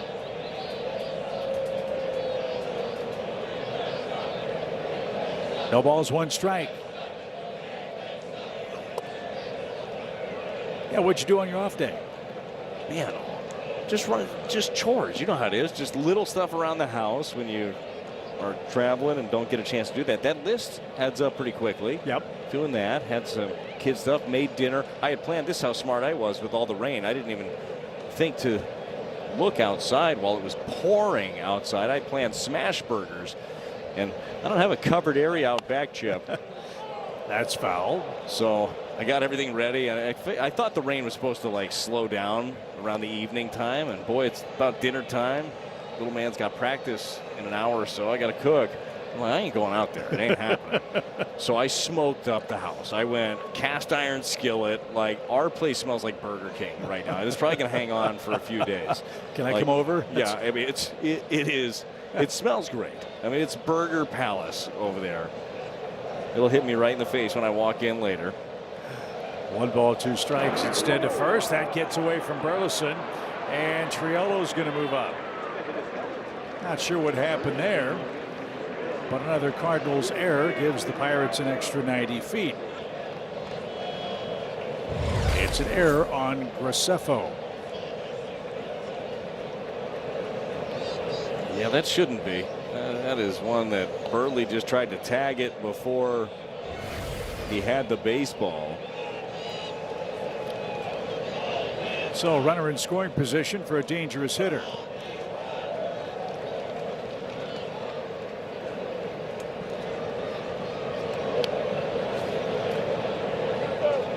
Jeff Durbin's the official scorer here in St. Louis tonight. I have a feeling that one will get changed.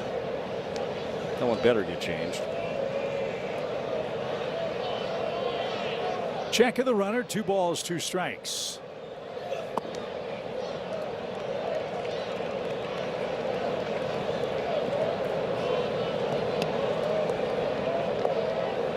Griffin is the batter on deck. He's 0 for 3 with a couple of punch outs.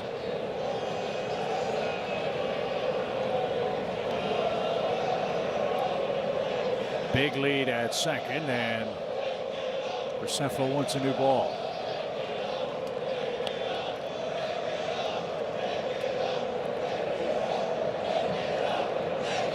Gordon's given up just 1 earned run in his last 5 outings. Leads all Cardinals relievers in lowest opposing batting average. He's 3-1 this year, a sub-2 earned run average. Allows less than a base runner on a walk or a hit per inning pitched. Yeah, what I like about Graceffo, he's generally on the attack. He's not afraid to go right after the opposition.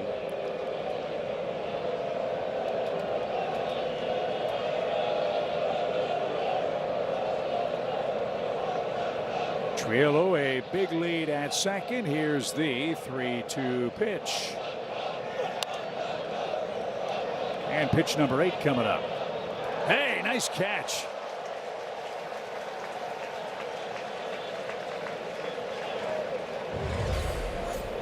Check this out. Oh, yeah, over the rail. And then to make it even better, gave it to the kid. I mean, that's perfect. Roll toward third, a worm burner. Gorman's got it, and his strike to first is in time to retire the side. Graceffo, an inning and a third of scoreless relief. 2, 3, and 4 coming up for the Cardinals. It's only a one-run game, but Pittsburgh leads it 4-3. Well, Bradley, right guys are coming up for the Cardinals to try to get things tied up or to take the lead in the 6th. It starts with Ivan Herrera. He's 0 for 2. Well, we were talking about it earlier with Keller.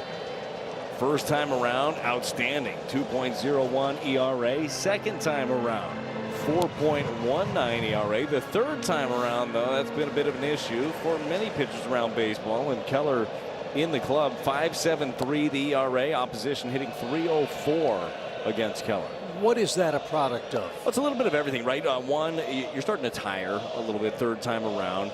Two, you've seen the guy, not just video of him. You've seen him in live at bats. You've seen how some of the balls react, right? And then you've just got a good approach and an idea. So I feel like there are numerous factors kind of that go into it.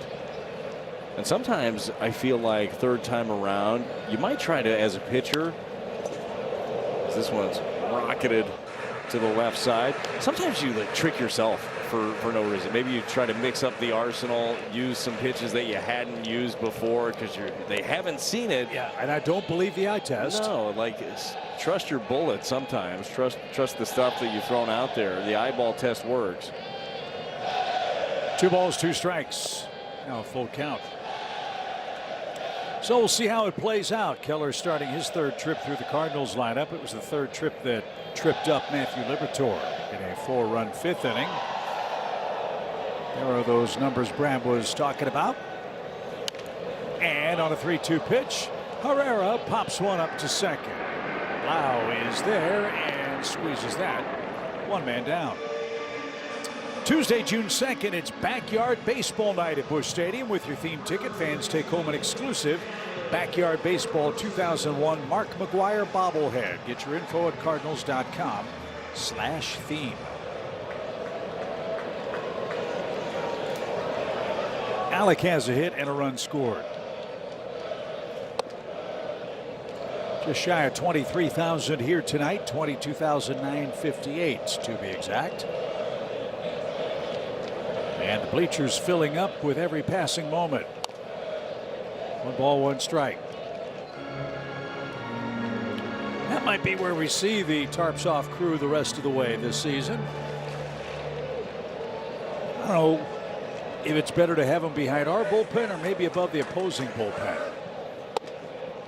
Yeah, I don't think you can go wrong either way. They can certainly heckle one side. But the energy, I don't care where you put the group, they're going to be locked in. Again, it was the group from Stephen F. Austin, their baseball club, that was able to start things. They are in attendance tonight. They head back tomorrow, but man, just what was a group of guys going out having a good time at a ball game. Got a feeling that's going to leave a lasting impression here at Busch. That's going to leave an impression on Burleson's lower body. He got hit with 1 out.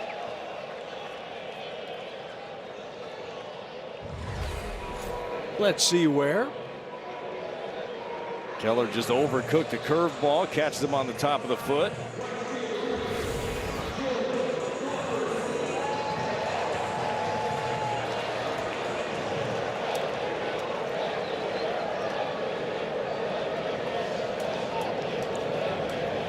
Burleson still trying to shake that off as Walker will try to make Keller pay for a mistake.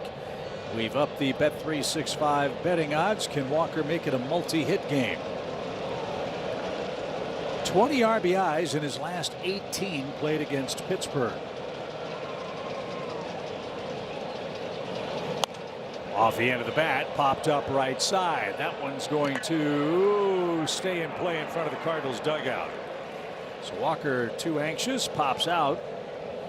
Burleson at first, 2 away, and it's up to Gorman.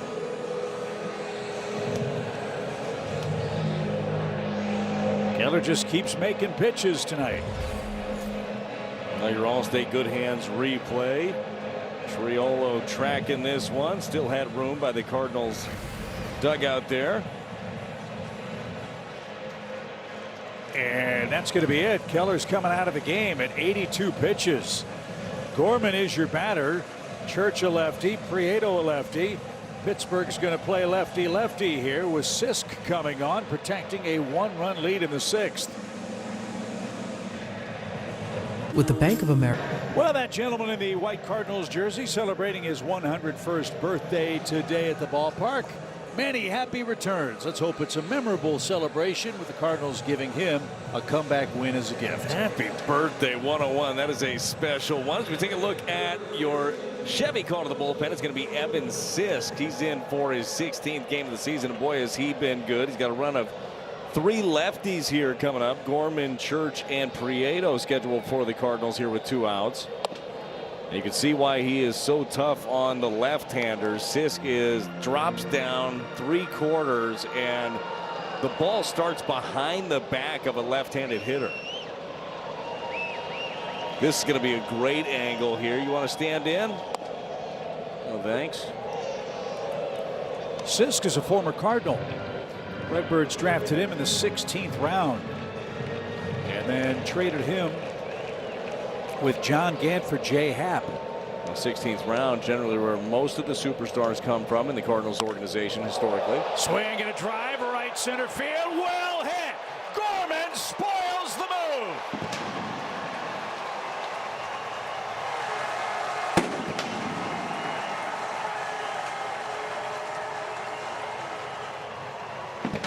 Keller was rolling.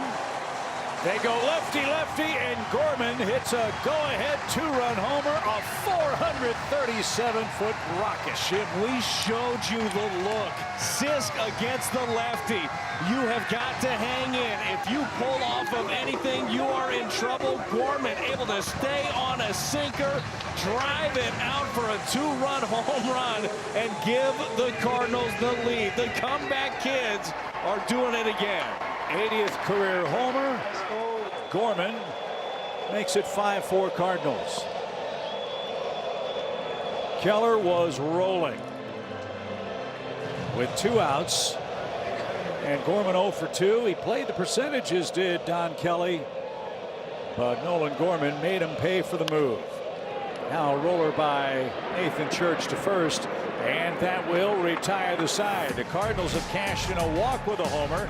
They cash in a hit batsman with a homer, and just like that, after 6 innings, St. Louis has its bullpen set up, and with the lead, 5-4 Cardinals, we head to the 7th inning.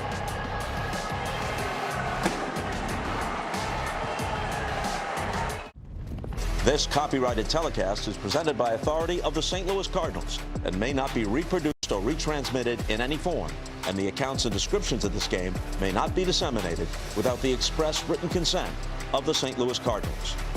Thank you, Bob Costas. Evan Sisk allows his first homer to a left-handed batter, and that turns the game around. Little chopper toward third, and Gorman can't connect. Connor Griffin has an infield hit to start the inning for the Pirates. That's how Ryan Stanek is greeted. He's the second to answer a Chevy called to the bullpen. Well, you take the ground ball, that thing just beat into the ground. Gorman was going to have to attack that one. If he didn't get the short hop, he was going to be in trouble. Look at the numbers here for your Chevy called for the bullpen, Ryan Stanek. How about another one of those ground balls? Cardinals made another change defensively. Thomas Ajayce's checked into play shortstop. That breaks up all the left-handed batters at the bottom of the order for St. Louis. That makes sense. Defensively, a little bit more range up the middle than Prieto. Brian Reynolds has a 2-run double. There is Mr. Ajayce. On the ground to first. That's a fair ball. Throw to second in plenty of time. Griffin never stopped running.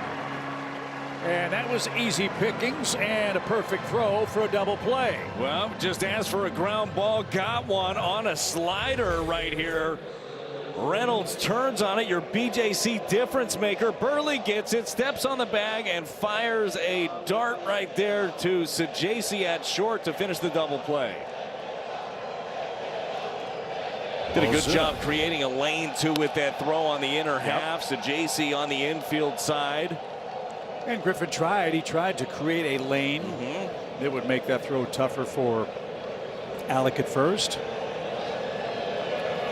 Like in Major League, when Willie Mays Hayes was a little shy of the bag, the infielder waiting for the base runner to get there. Come on.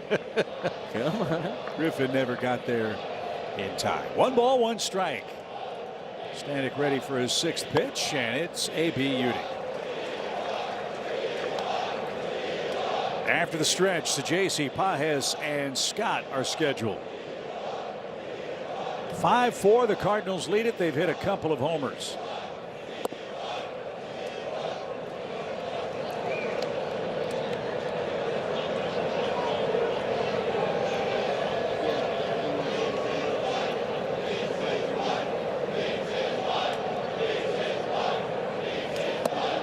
That's a little low. It's a full count.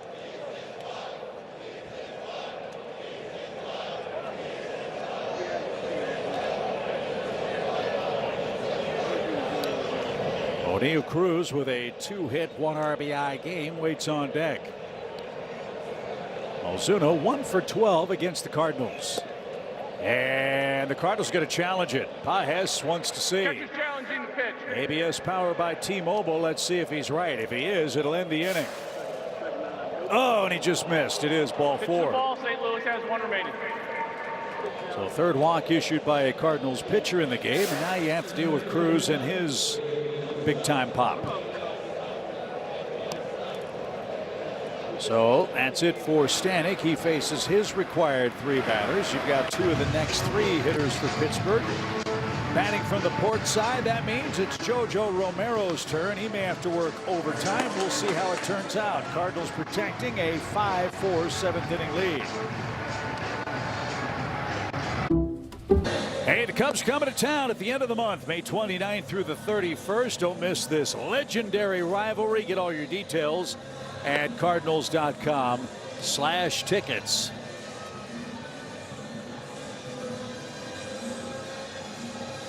Maybe we can fly all these guys in for the Cubs series. I got a feeling most of them are here, aside from the 15 on the baseball team. Good point. They just have a following. So you see JoJo Romero, your Chevy called to the bullpen. He comes in to go left on left to go against O'Neill Cruz, who picked up an RBI single in the 5th inning. The Cardinals have picked up Libby. They lead 5-4. And so it's fun to manage along with Ali in this situation. You've got Cruz a lefty, Garcia a righty, then Lau a lefty. How does the Cardinals skipper manage these final 7 outs? Yeah, obviously the hope is he ends up getting Cruz here, ends this inning. I think that you would keep JoJo in this game, though, through Lau. So let him get the next 3 batters regardless. Hopefully those 2 are in the 8th inning for him. Then turn it over to Soriano, I would think, for the remainder of the 8th, with Riley O'Brien looming for the 9th inning. A ball and a strike. And now 1-2. Looks like Johan Ramirez will be the next Pirates pitcher. He's playing catch in the bullpen in left. Runner at first, 2 outs. Big double play helped get Stanek out of trouble. And that one got a piece of Pajes on the way by. He had Cruz beaten, but he got just enough to see another pitch.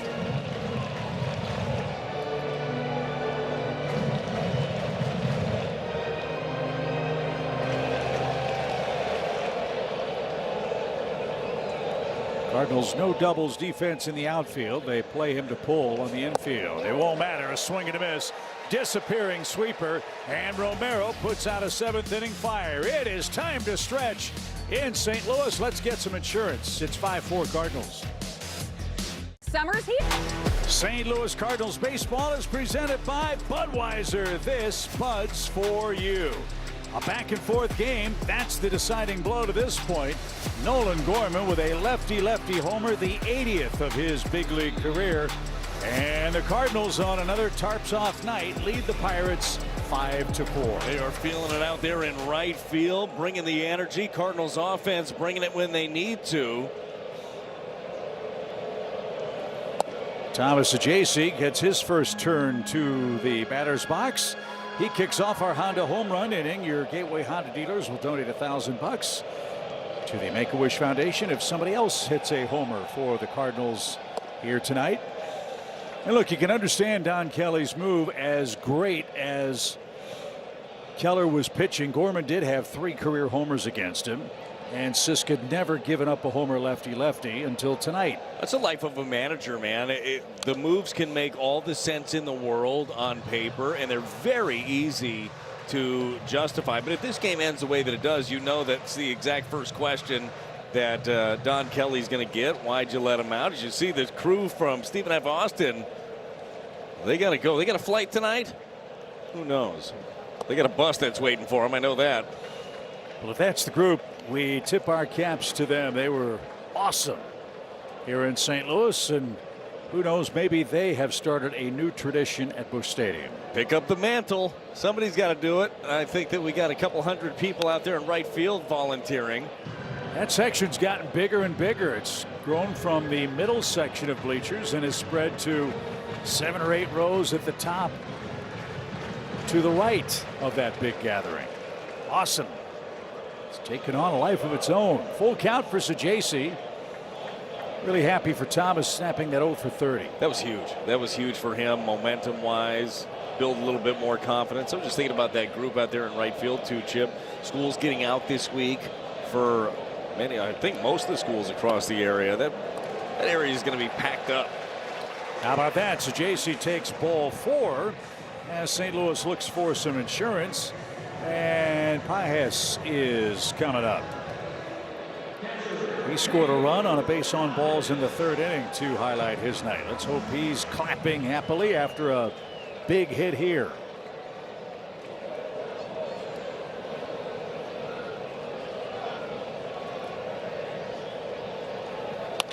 Ground ball. That's going to reach left field. Cardinals have 2 on and nobody out. And this sets up beautifully for St. Louis now. You've got Victor coming up. This is an ideal sacrifice situation. Let's see if the Pirates defense attempts to take that away. Yeah, this is your guy, certainly. Pedro not wasting any time right there. First pitch change up right through that 5-6 hole.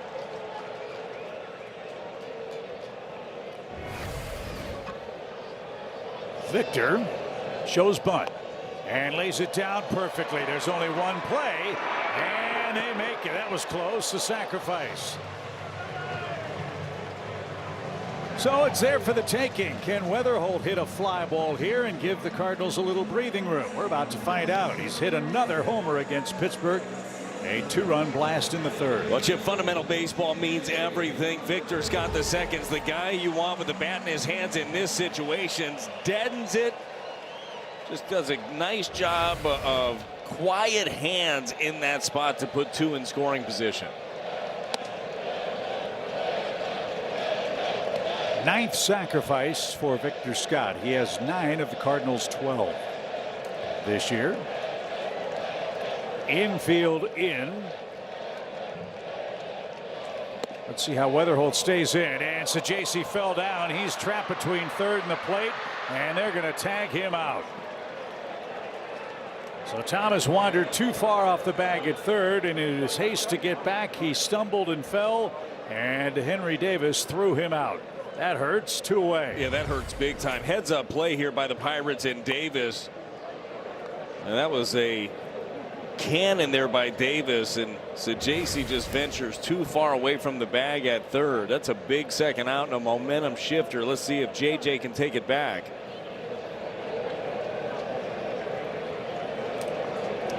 A ball and a strike. Now you got to get a hit. And Weatherholt backs away from that. Nobody up in the Cardinals' pen, Brad, as you suspected. You've got Garcia, then Lau. Then maybe you could unfurl a new relief pitcher. And he almost got hit. 3 balls and a strike.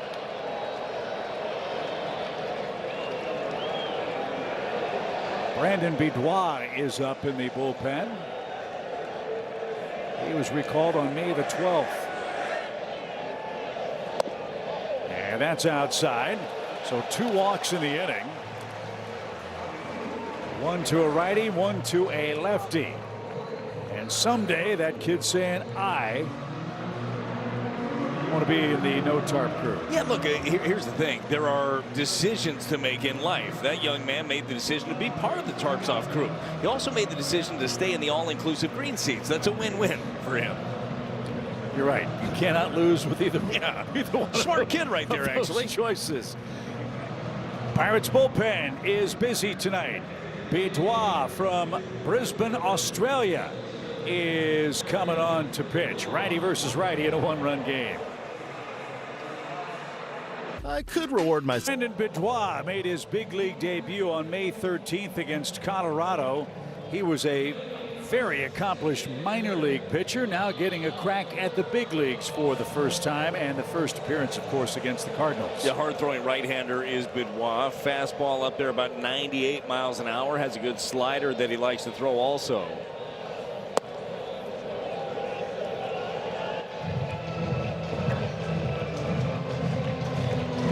Hess, your lead runner at second. Weatherholt is at first. Bidwa had an unbelievable year last year. In 61 innings, he gave up 5 earned runs. That's pretty good. You like that sort of thing? Lowest by any reliever in minor league baseball since 2019. And the man from down under throws right over the top, and on 3 pitches erases Herrera, and the Cardinals run themselves out of a chance to extend a 5-4 lead. We go to the 8th. Did you know Welcome back to Busch Stadium. 5-4 Cardinals over the Pirates in the top of the 8th. We have the postgame show presented by CarShield.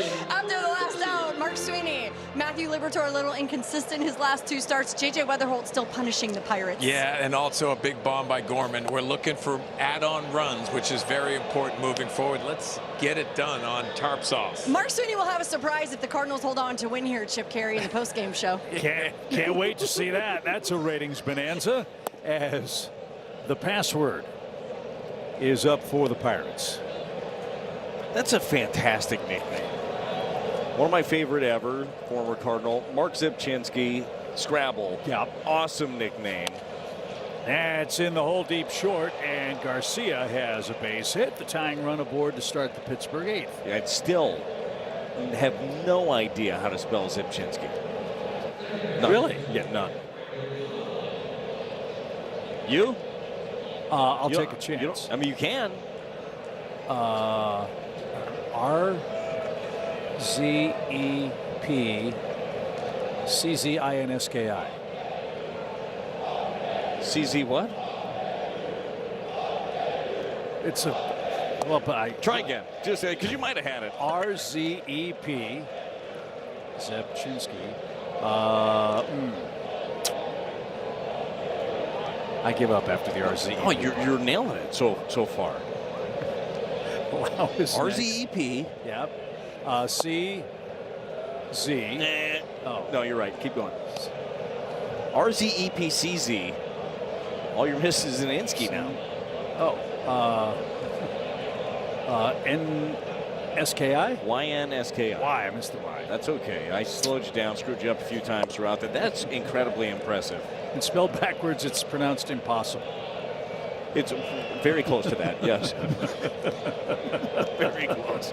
But the password is a clever nickname there for Jostin Garcia. Jostinson. Not password. Forget it. How about Jay Garcia? That's probably easiest. By the way, in case you wanted to know about Zepchinski and Scrabble, how many points do you think that one's worth?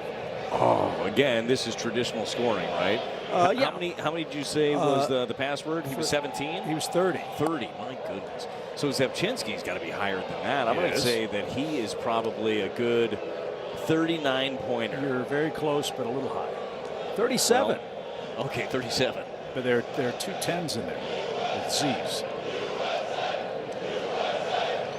I'm not good at Scrabble. I make up a lot of words. But then I can sell it. I'm like, no, that's a word for sure. This is what it means. Wow, swings through a 3-2 pitch. Romero's got 2 strikeouts. And Triolo is next. So far, no sign of Oliver Marmol. So interesting strategy here. Well, another swing and miss there with the sweeper from JoJo Romero. Triolo 3 hits in the game. Wonder if there's some lefty-righty splits afoot here. Well, maybe also trying to keep the lefty Horwitz on the bench is an idea here as well.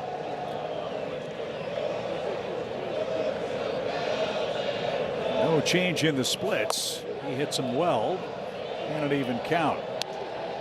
We got Henry Davis, the catcher, scheduled next. Triolo hitting 8th, has 3 hits, 3 of Pittsburgh's 10 in the game.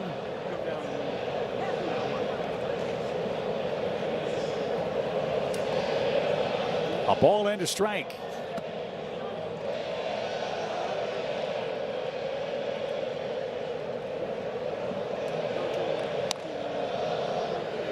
Outfield very deep, especially Church in left.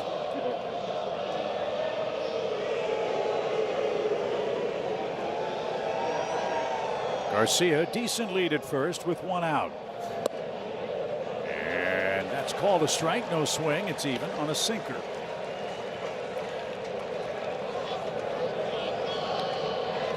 Tell you what, you throw that pitch again, you're getting a ground ball, getting a double play. That was perfect. 94 on the corner.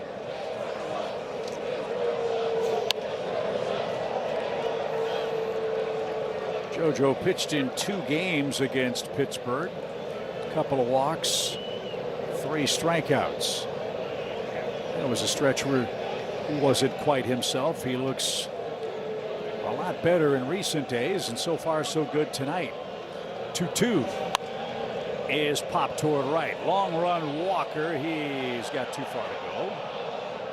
Triolo swung late and is still alive as we're closing in on 9 o'clock in St. Louis. Another night game tomorrow night. McGreevy versus Majinski. We could ask you to spell that one too, but we'll just show it to you graphically. That's a lot easier. Got a better chance on that one, I think. 2 balls, 2 strikes. Hope to get Mason Wynn back into the lineup tomorrow.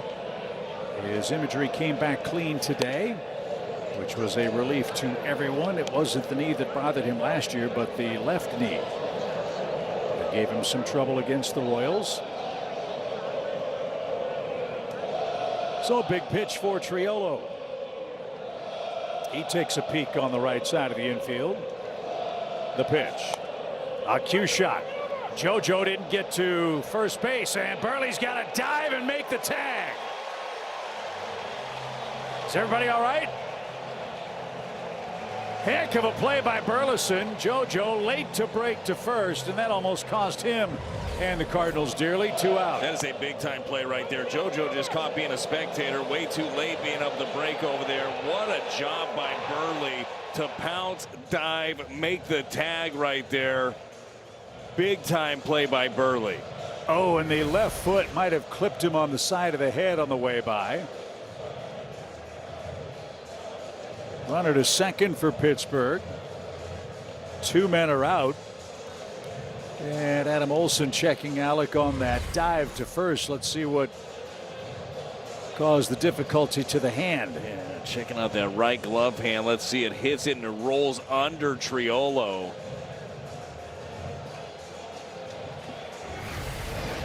So Triolo retired to end his perfect night.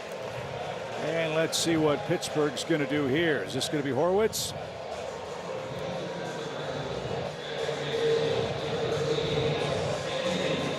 Nope, it's Andy Rodriguez.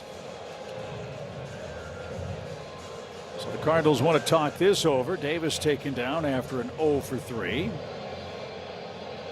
And while St. Louis discusses its 8th inning strategy, we step aside quickly for a word from BJC Healthcare.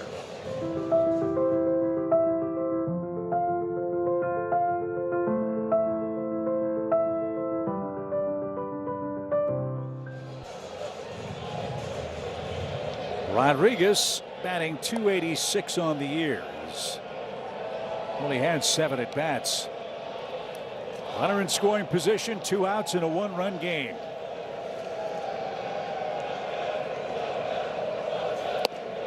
And in for a strike. He was recalled May 12th. Last year played in 18 games with the Pirates, missed most of the year with injuries, batted just .173.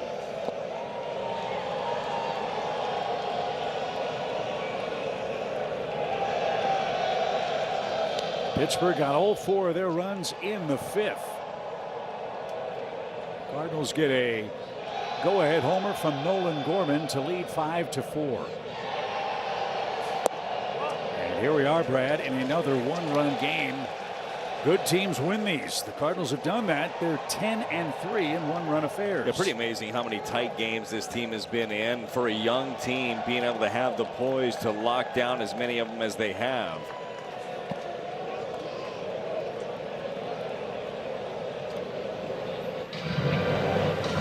I'd prefer to see Nick Gonzalez in the 9th rather than here in the 8th with a couple of runners aboard. 2 balls, 2 strikes.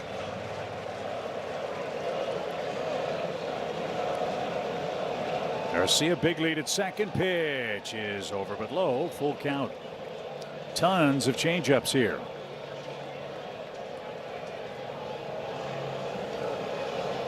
Pittsburgh 2 out of 10 with runners in scoring position. Now the 3-2. Yanked foul.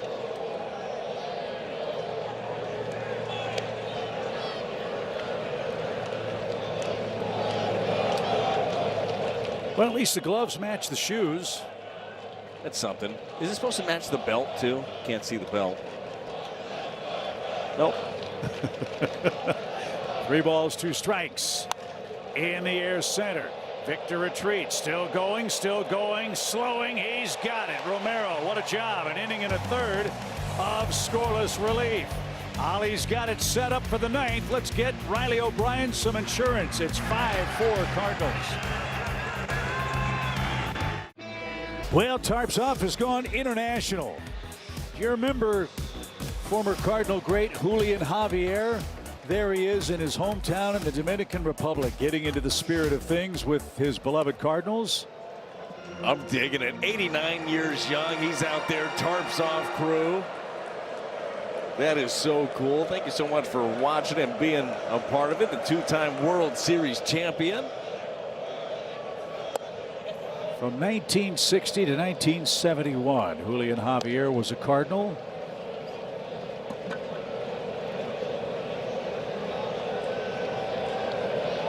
World champion in 64 and 67. Swing and a drive. I guess the wrist is all right for Burley. A long homer.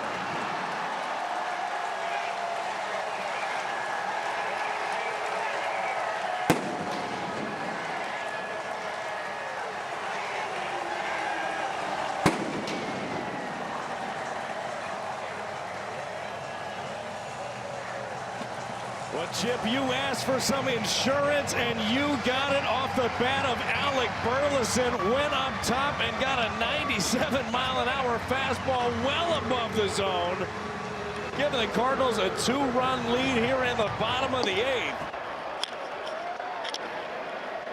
Something got loose on the warning track behind O'Neill Cruz in center, so he'll recover that. I got to say this about Alec. He's one of the best bad ball hitters I've seen in the National League in a long time.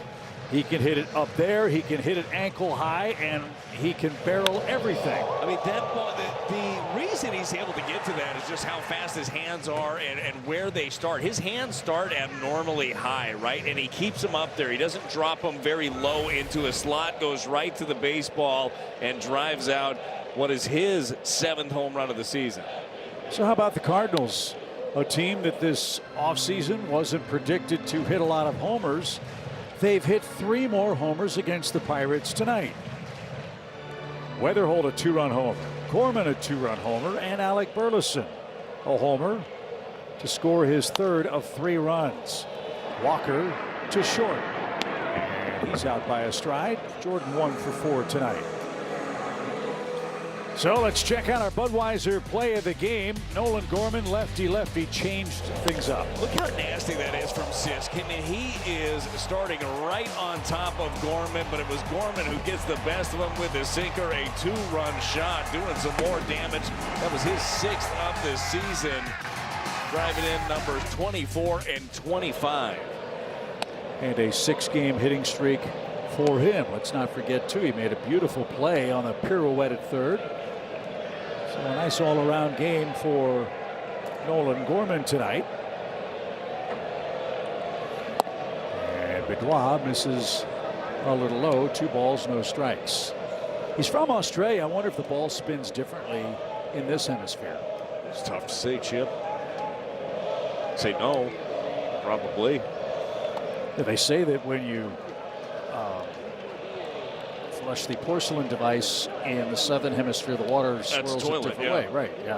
I just don't know if he has to make that adjustment as a pitcher on the mound. Oh, yeah, I would say no. No? Okay. I'd like him to try. Go ahead and try that screwball up here, see how that one goes. 3 balls and a strike. Have you ever been? You've been to Australia? No, I've not. Do you want to go? I would love to go. I don't know if I can handle. A lot of dangerous creatures out there, right? Yeah, well, we know about the wombats. Yeah, well, they're adorable, those things. Misunderstood, I'd say. Ball 4, that's taken low. The ones that would get me, besides the spiders, the crocodiles, the snakes, we're going to have a catcher's challenge here. Rodriguez will take a crack at it here, and he's wrong, so the Pirates are out of challenges. You ever see the pictures of the flying foxes? No. Look those up. Really? We're talking about nightmare fuel. Is that right? It's a bat that looks like the size of it's about the size of a dog. I see. What? Yeah. Those are things. Those are vampires. That's Dracula. That's a real animal. Yeah. Okay, face adorable. First of all, show me just that face, like wrapped up in a blanket. I'm adopting it. Gorman takes off. They've got a tell, and he's going to be out. Gorman's going to pause at the second base bag just in case. But that's what the Cardinals do. They spend a lot of time on this. They had something that they saw from Benoit, and at the very last moment, he picks him off.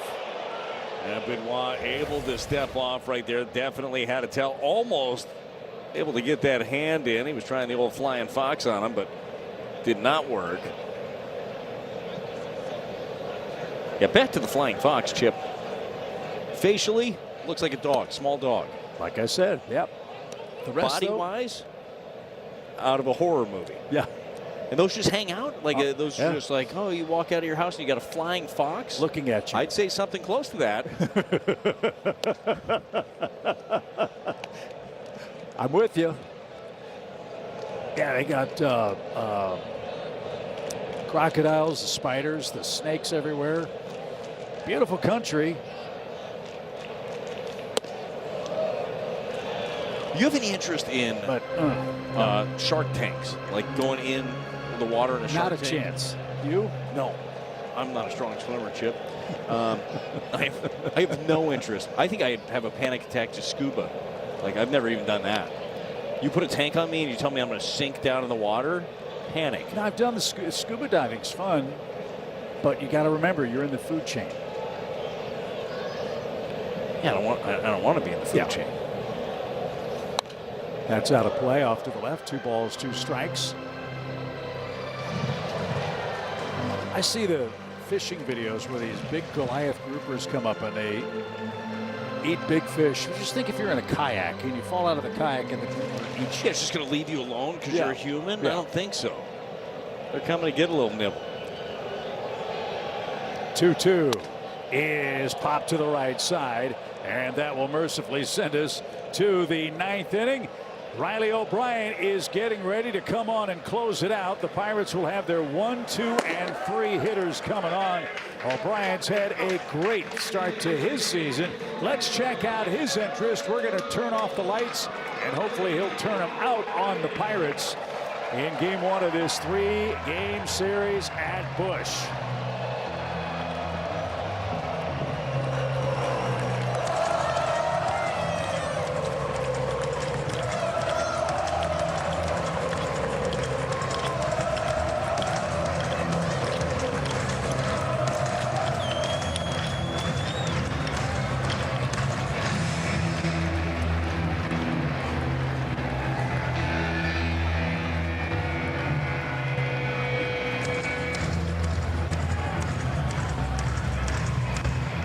So the lights turn back on for O'Brien. He's seeking his 14th save of the season.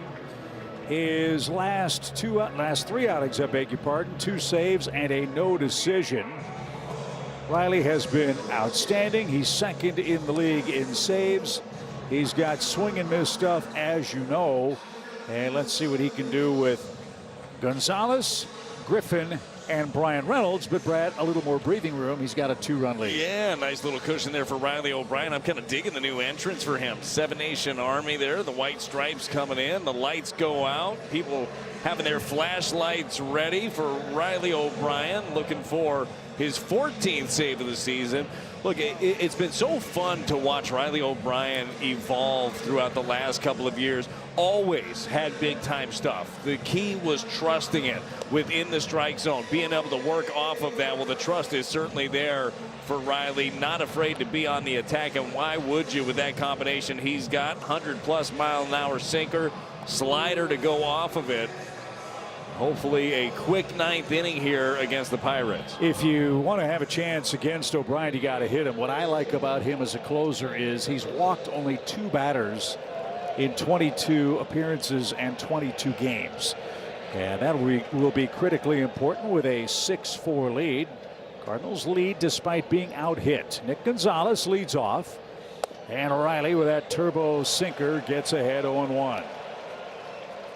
Liberatore, Graceffo, Stanek, Romero, and Riley O'Brien are the Cardinal pitchers.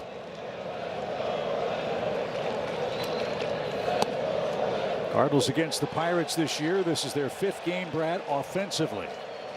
10 homers, 19 extra base hits, and 36 runs. Just bashing old school baseball right there for the Cardinals. 0-2. Remember, Pittsburgh used its last challenge defensively on ABS when St. Louis was up in the home 8th.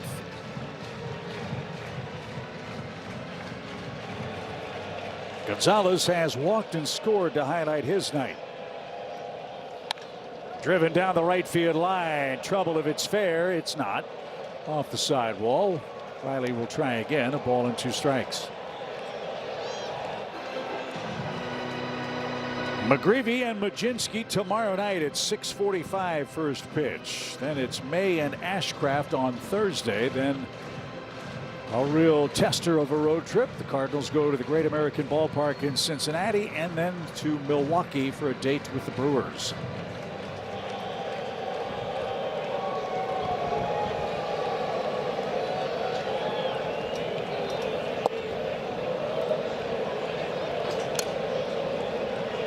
Two and 2. This guy's been impressive. Gonzalez 6 for 15 against St. Louis up in Pittsburgh. Yeah, he doesn't expand his zone a ton. He'll take his walks. And he's not, I mean, this guy is not, with all due respect, a power threat. Hasn't hit a home run on the year. Boy, it shouldn't have said that. Anyways, ground balls, though, he is a singles guy. He's a contact guy. And made some contact there. And Sajasi can't haul that one in. So Gonzalez with his 7th hit against the Cardinals. Now it's set up. Connor Griffin, the shortstop, is next. He has an infield hit. It ended up jamming him on this one. Got in there, just not as far as he wanted to with a 98-mile-an-hour sinker just over the head of Sajasi. Griffin 1 for 4 to extend his batting streak to 6 consecutive games. He's up to 40 hits in his rookie season. Little late. Strike 1.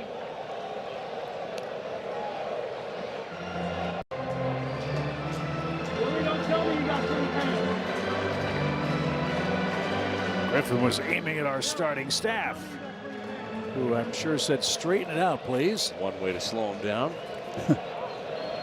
Gorman on the line at third. Burleson holds the runner at first. And did that get him? I think so. Griffin got hit by a pitch. Let's see if the Cardinals challenge this. It might have gotten the knob of the bat. Let's see. This is a big call here.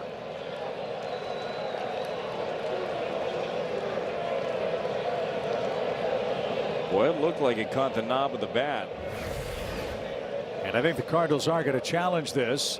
The call on the field was hit by pitch, so it goes to review. On the hit by pitch.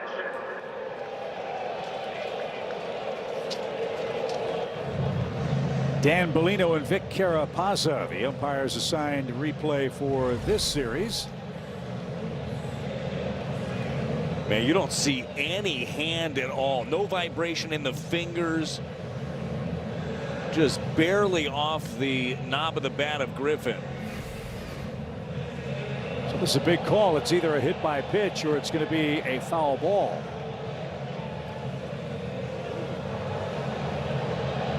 Kid tried to sell it.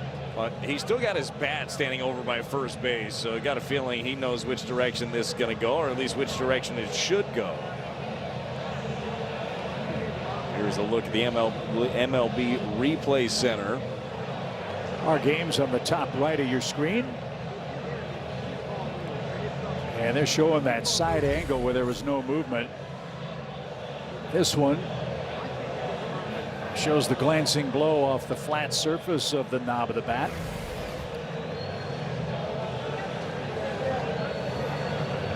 Fans in the front row are telling Connor, get back to the batter's box. That's going to be a foul ball.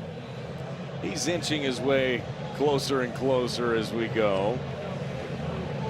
But the old saw is it's got to be clear and convincing. We'll see if it was. Chip, I find myself clearly convinced at this point. I realize which broadcast I'm on. Brian not playing catch. This is a lengthy review here. A big spot in the game with Reynolds, Ozuna, and Cruz coming up. If this one stands, then the Pirates will have 2 aboard. After review, the call in the field stands, hit by pitch. St. Louis will lose their challenge. So the call stands. Didn't see that coming. I thought it was pretty clear, but maybe MLB had a different angle. Ollie can't believe it. It hit the knob of the bat. Kind of would have trusted the batter that was still holding the bat. Either way, doesn't matter. Riley O'Brien and the Cardinals got some work to do here. 2 on, nobody out in a 2-run game, and Reynolds is up. Beware the first pitch. He was trying to hit one out of here and came up empty. It's a strike. Pirates are 2 for 11 with runners in scoring position and 3 for their last 29 over their last 3 games.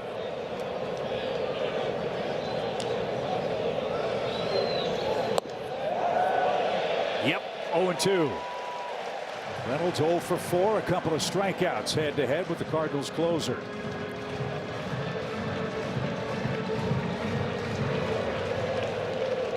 As is always the case, there's high drama in the Cardinals' 9th.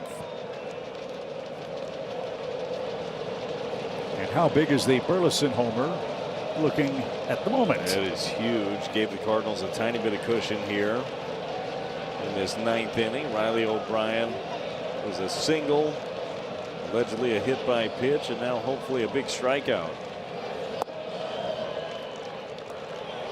If you're looking for a double play, Reynolds has bounced into 4 of them, including 1 in the 7th.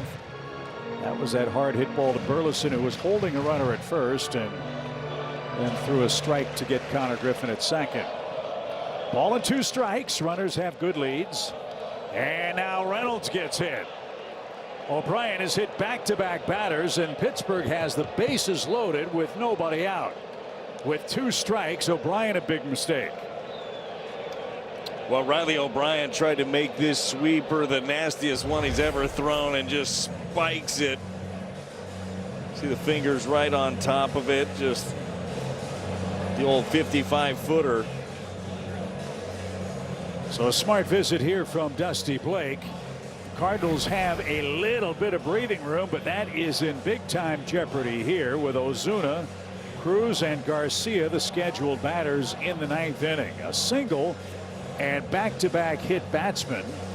Pittsburgh has the bases loaded with nobody out.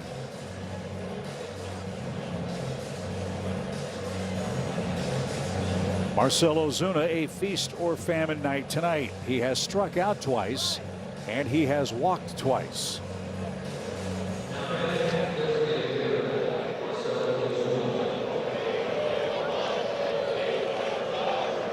Ozuna has hit into 3 double plays. Bases are loaded. And that got Pages on a tip. No balls and a strike. O'Brien ramped that one up. 99.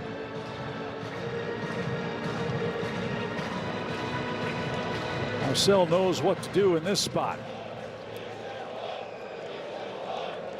A strikeout would be great. Double play might be better. Pitch. Ground ball slowly hit left side. So JC to second one. The turn is in time. It's a double play. A run will score to make it 6-5, and now 2 outs. Well, you nailed it, Chip. Swing and miss would have been great, but they give up the run. Get 2 outs on this one. Again, that Burleson home run looming large to JC. Strong throw by Weatherholt. Good pick on the backside by Alec Burleson.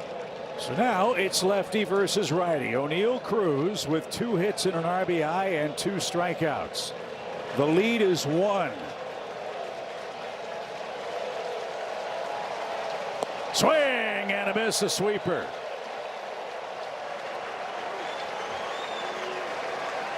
Would the Cardinals dare throw this guy a fastball? I'm sticking with a lot of that stuff. Pedro Pages behind the plate. Gonna have to really work, keep everything in front of him. There was a heater at 100, and just like that, it's 0-2. Went 100 up.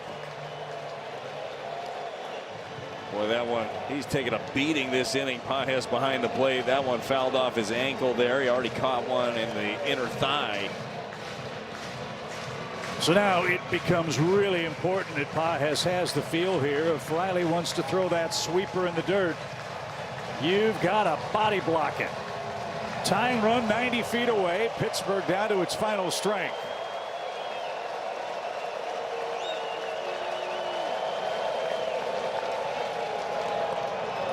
There was. And no offer. A ball and 2 strikes.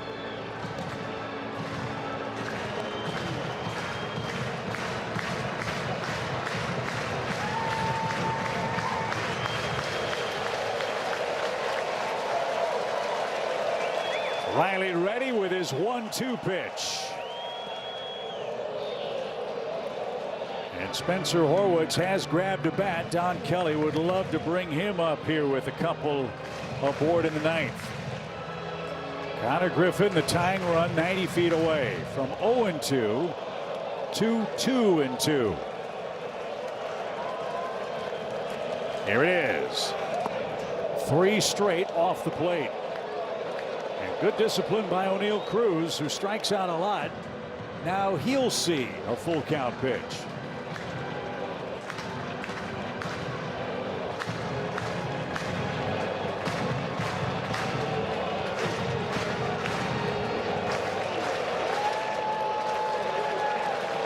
Everybody up at Busch Stadium. 3-2 count.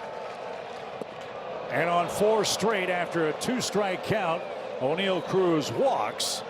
And now Horwitz, another left-handed bat, is going to come on and pinch hit. Well, that was an at-bat right there. Obviously trying to get him to chase early on. Everything just so far under the zone that you couldn't get it. And this has been the ace up the sleeve here of Don Kelly. Been waiting to deploy Spencer Horwitz. He's 2 for 6 as a pinch hitter with a couple of strikeouts.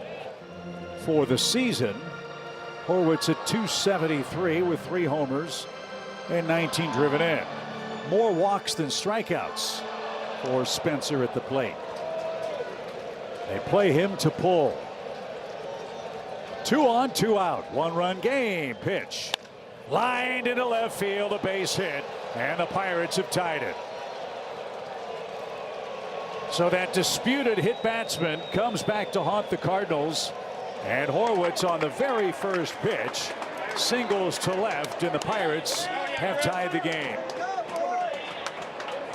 As we said, Don Kelly been waiting to deploy Horwitz in the right spot. It just got to him here. He pinch hits for Garcia, ready for a first pitch sinker away after missing with 4 sliders. He's hunting fastball and didn't miss it. So we're not out of the woods yet. Here's Lau. He's got 2 hits. This one struck well toward left. Church is back to the warning track. And that will send us to the bottom of the 9th inning. A single and 2-hit batsman, and then a 2-out single by Horwitz. 6-6 to the bottom of the 9th we go at Busch.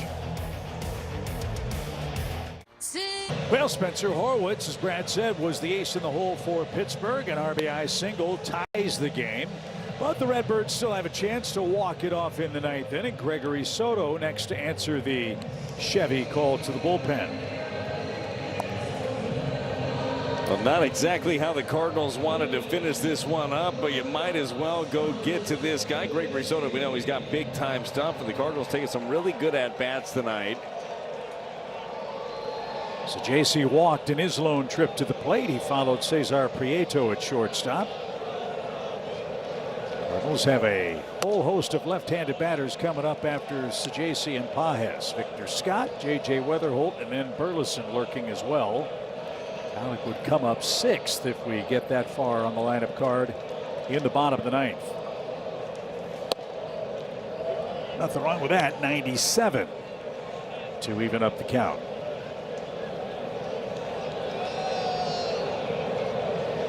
This is Soto's 11th game against the Cardinals. He's given up 1 run in 9 innings.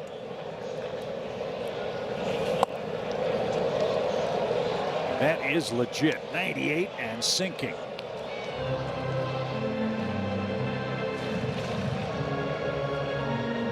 Soto with the Tigers, Phillies, Orioles, and Mets. Signed as a free agent right before Christmas last year. Slide step and up and away to even up the count.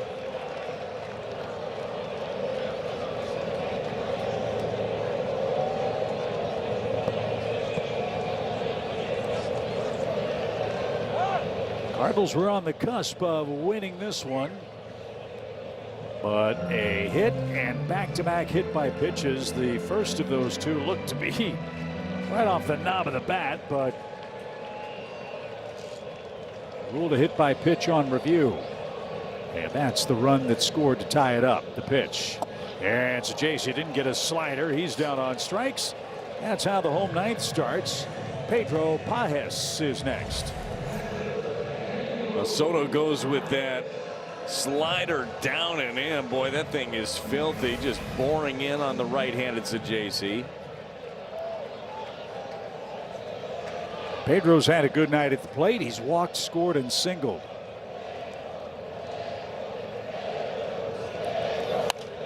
High in the air toward right, curling toward the pole, and foul. It's 0-1. Credit the Tarps Off crew. Those kids have stood all night. They are not giving up at all.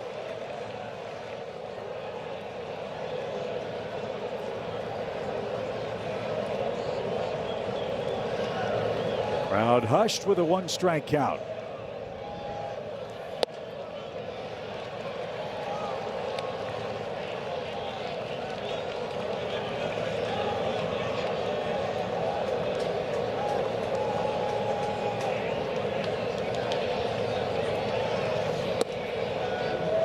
That time a breaking ball with that quick move to the plate. It's a ball and 2 strikes.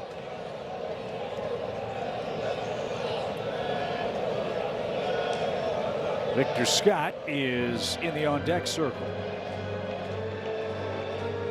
This would be an interesting strategy for Ali as well. First the 1-2 pitch. And he's down on strikes. Back-to-back breaking balls on strike 3. 2 outs. The point I was going to make is if you don't score here, you know you're going to bat in the 10th. What a nice weapon to have Victor Scott as your free runner if he makes the final out. Yeah, totally agree. This might change as you see another one of those sliders. Maybe the decision probably does change. If you got a runner in scoring position there, you maybe go to Jose Fermin off the bench.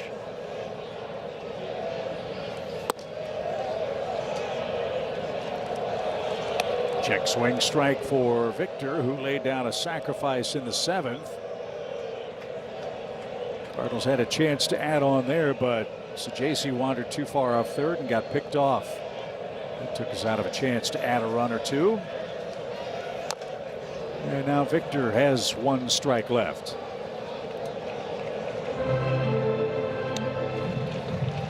George Soriano looks to come on and pitch the 10th inning.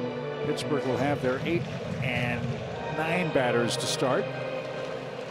Larry O'Brien, a tough 9th inning. Gave up 2 runs. Just a weird frame all the way around. 2 singles, 2 hit batsmen, and a walk. Pittsburgh 2 runs on 2 hits. A ball and 2 strikes. And strike 3. Scott's going to challenge. And let's see if he's right. Looked to be a pretty good pitch. ABS powered by T-Mobile. And it is strike 3. Soto strikes out the side. And we've got extra innings in St. Louis. Pirates 6, Cardinals 6. Soto an impressive bottom of the 9th.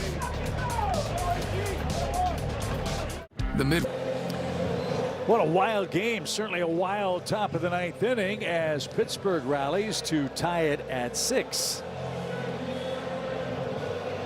Well, this game, Chip, has had a little bit of everything. Now we got an extra inning affair. Hopefully the Cardinals a little more magic in them. George Soriano, he's going to be your Chevy call to the bullpen. Another guy that's emerged at the back end of this pen.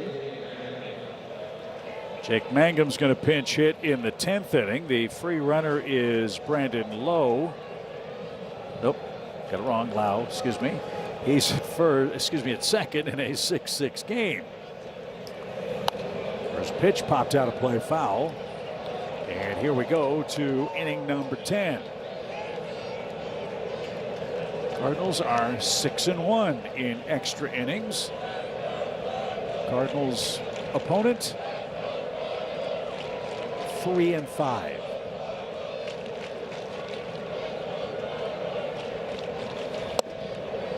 There's that equalizer. That changeup has really come a long way. Well, it's been one of those pitches where Ali has felt very comfortable using Soriano in spots where it's a left-handed lane because of that tumbling action, the way that he sells it. Looks just like the fastball and runs away from the left-handed batter. So let's finish this guy off. 0-2. He did. Swing and a miss. So back-to-back changeups. 1 on, 1 out. These are filthy. Look at that thing. It starts up in the zone, ends all the way at the bottom corner. You see the pronation, that hand just rolling over. That has got a ton of action on it. Mason Montgomery getting ready in the Pirates pen. Here's Endy Rodriguez. He pinch hit, flied out, stayed in the game behind the plate.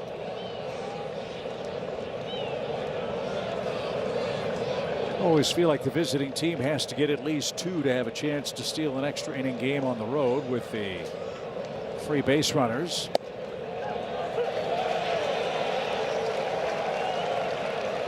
Soriano, a strike throwing machine, knock on wood at this point. 5 pitches and a strikeout. 4 of them have been in the strike zone.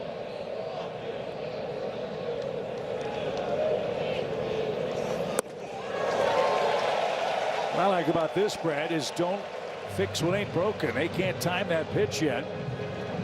Change up after change up. Now it's 1 and 2. Yeah, it's been a steady diet of those things. If you're going to throw anything else, it is going to be for effect up above the zone. In the air off the end of the bat. Walker broke back but recovers. Jordan's got it. And 2 men are out. I really think, too, that is such a great pitch in this era of baseball. As hard as everyone throws, as much break as cutters and sinkers and sliders all have, that off-speed pitch that looks like a fastball really in this era is more devastating than any other time. I totally agree with you, and it also helps when you have a guy like Soriano who, yes, he's got a great changeup. He also throws 97 or 98, so you really have to respect both of those things. And I like the fact, too, as he pumps in a 97-mile-an-hour fastball, Soriano's not been afraid to throw that changeup in this situation to a right-handed batter. Yeah, he'll go right on right. He's got a really good slider, though, that he does favor against the right-hander. He's got some late break to it.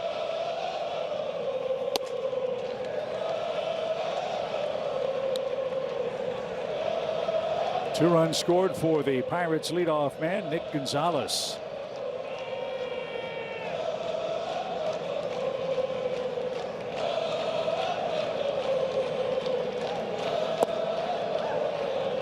There it was, but it missed. 2 balls and a strike. Remember, when we get to the 10th inning, Victor Scott will be the free base runner. If there's a left-hander on the mound, might be tempting to think about stealing third. We'll see if that's the case. And now Soriano a strike away from keeping it tied up.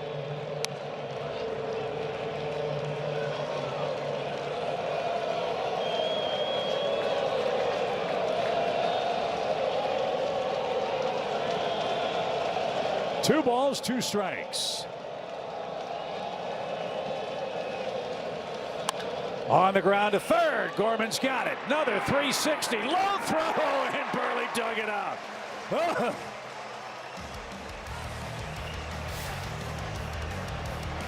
They're going to kill me.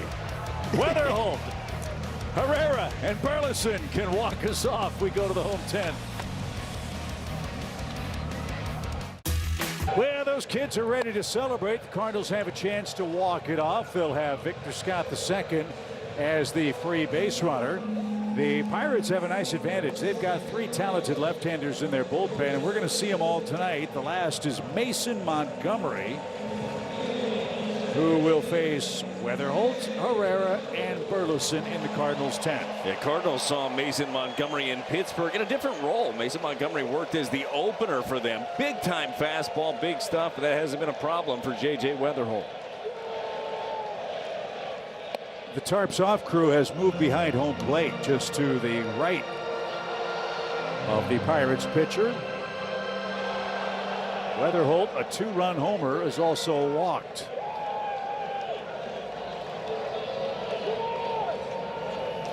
Swing and a line drive, base hit. Late break by Victor, and he's going to have to hold up. So Weatherholt with a base hit. Scott had to make sure it went through. It was a leaping try by Lau at second, and now the winning run 90 feet away. Well, what a job right here by J.J. Weatherholt to hang on this curveball. This thing's down and away from him, left on left, and hits a bullet.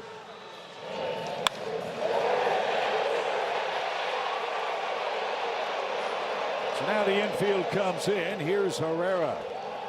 Cardinals 2 for 4 with runners in scoring position. A fly ball could win the game. And Ivan had a good cut. A rare offer for him. He's trying to extend a hit streak to 7 games. He'd settle for his 21st RBI. First and third, nobody out.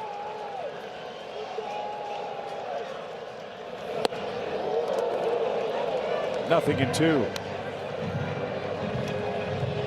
That hit against Montgomery by Weatherholt, just the 5th he's allowed this season. And J.J. Weatherholt has it. His run means nothing. The man at third is Victor Scott. Anything in the dirt, gotta figure he'll come streaking home.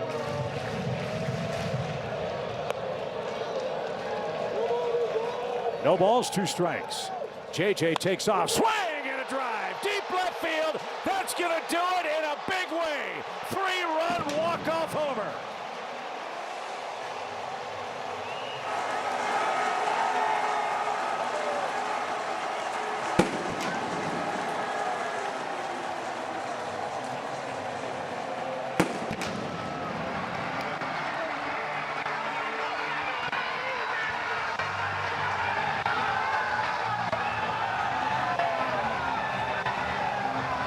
That's how you extend a hit streak.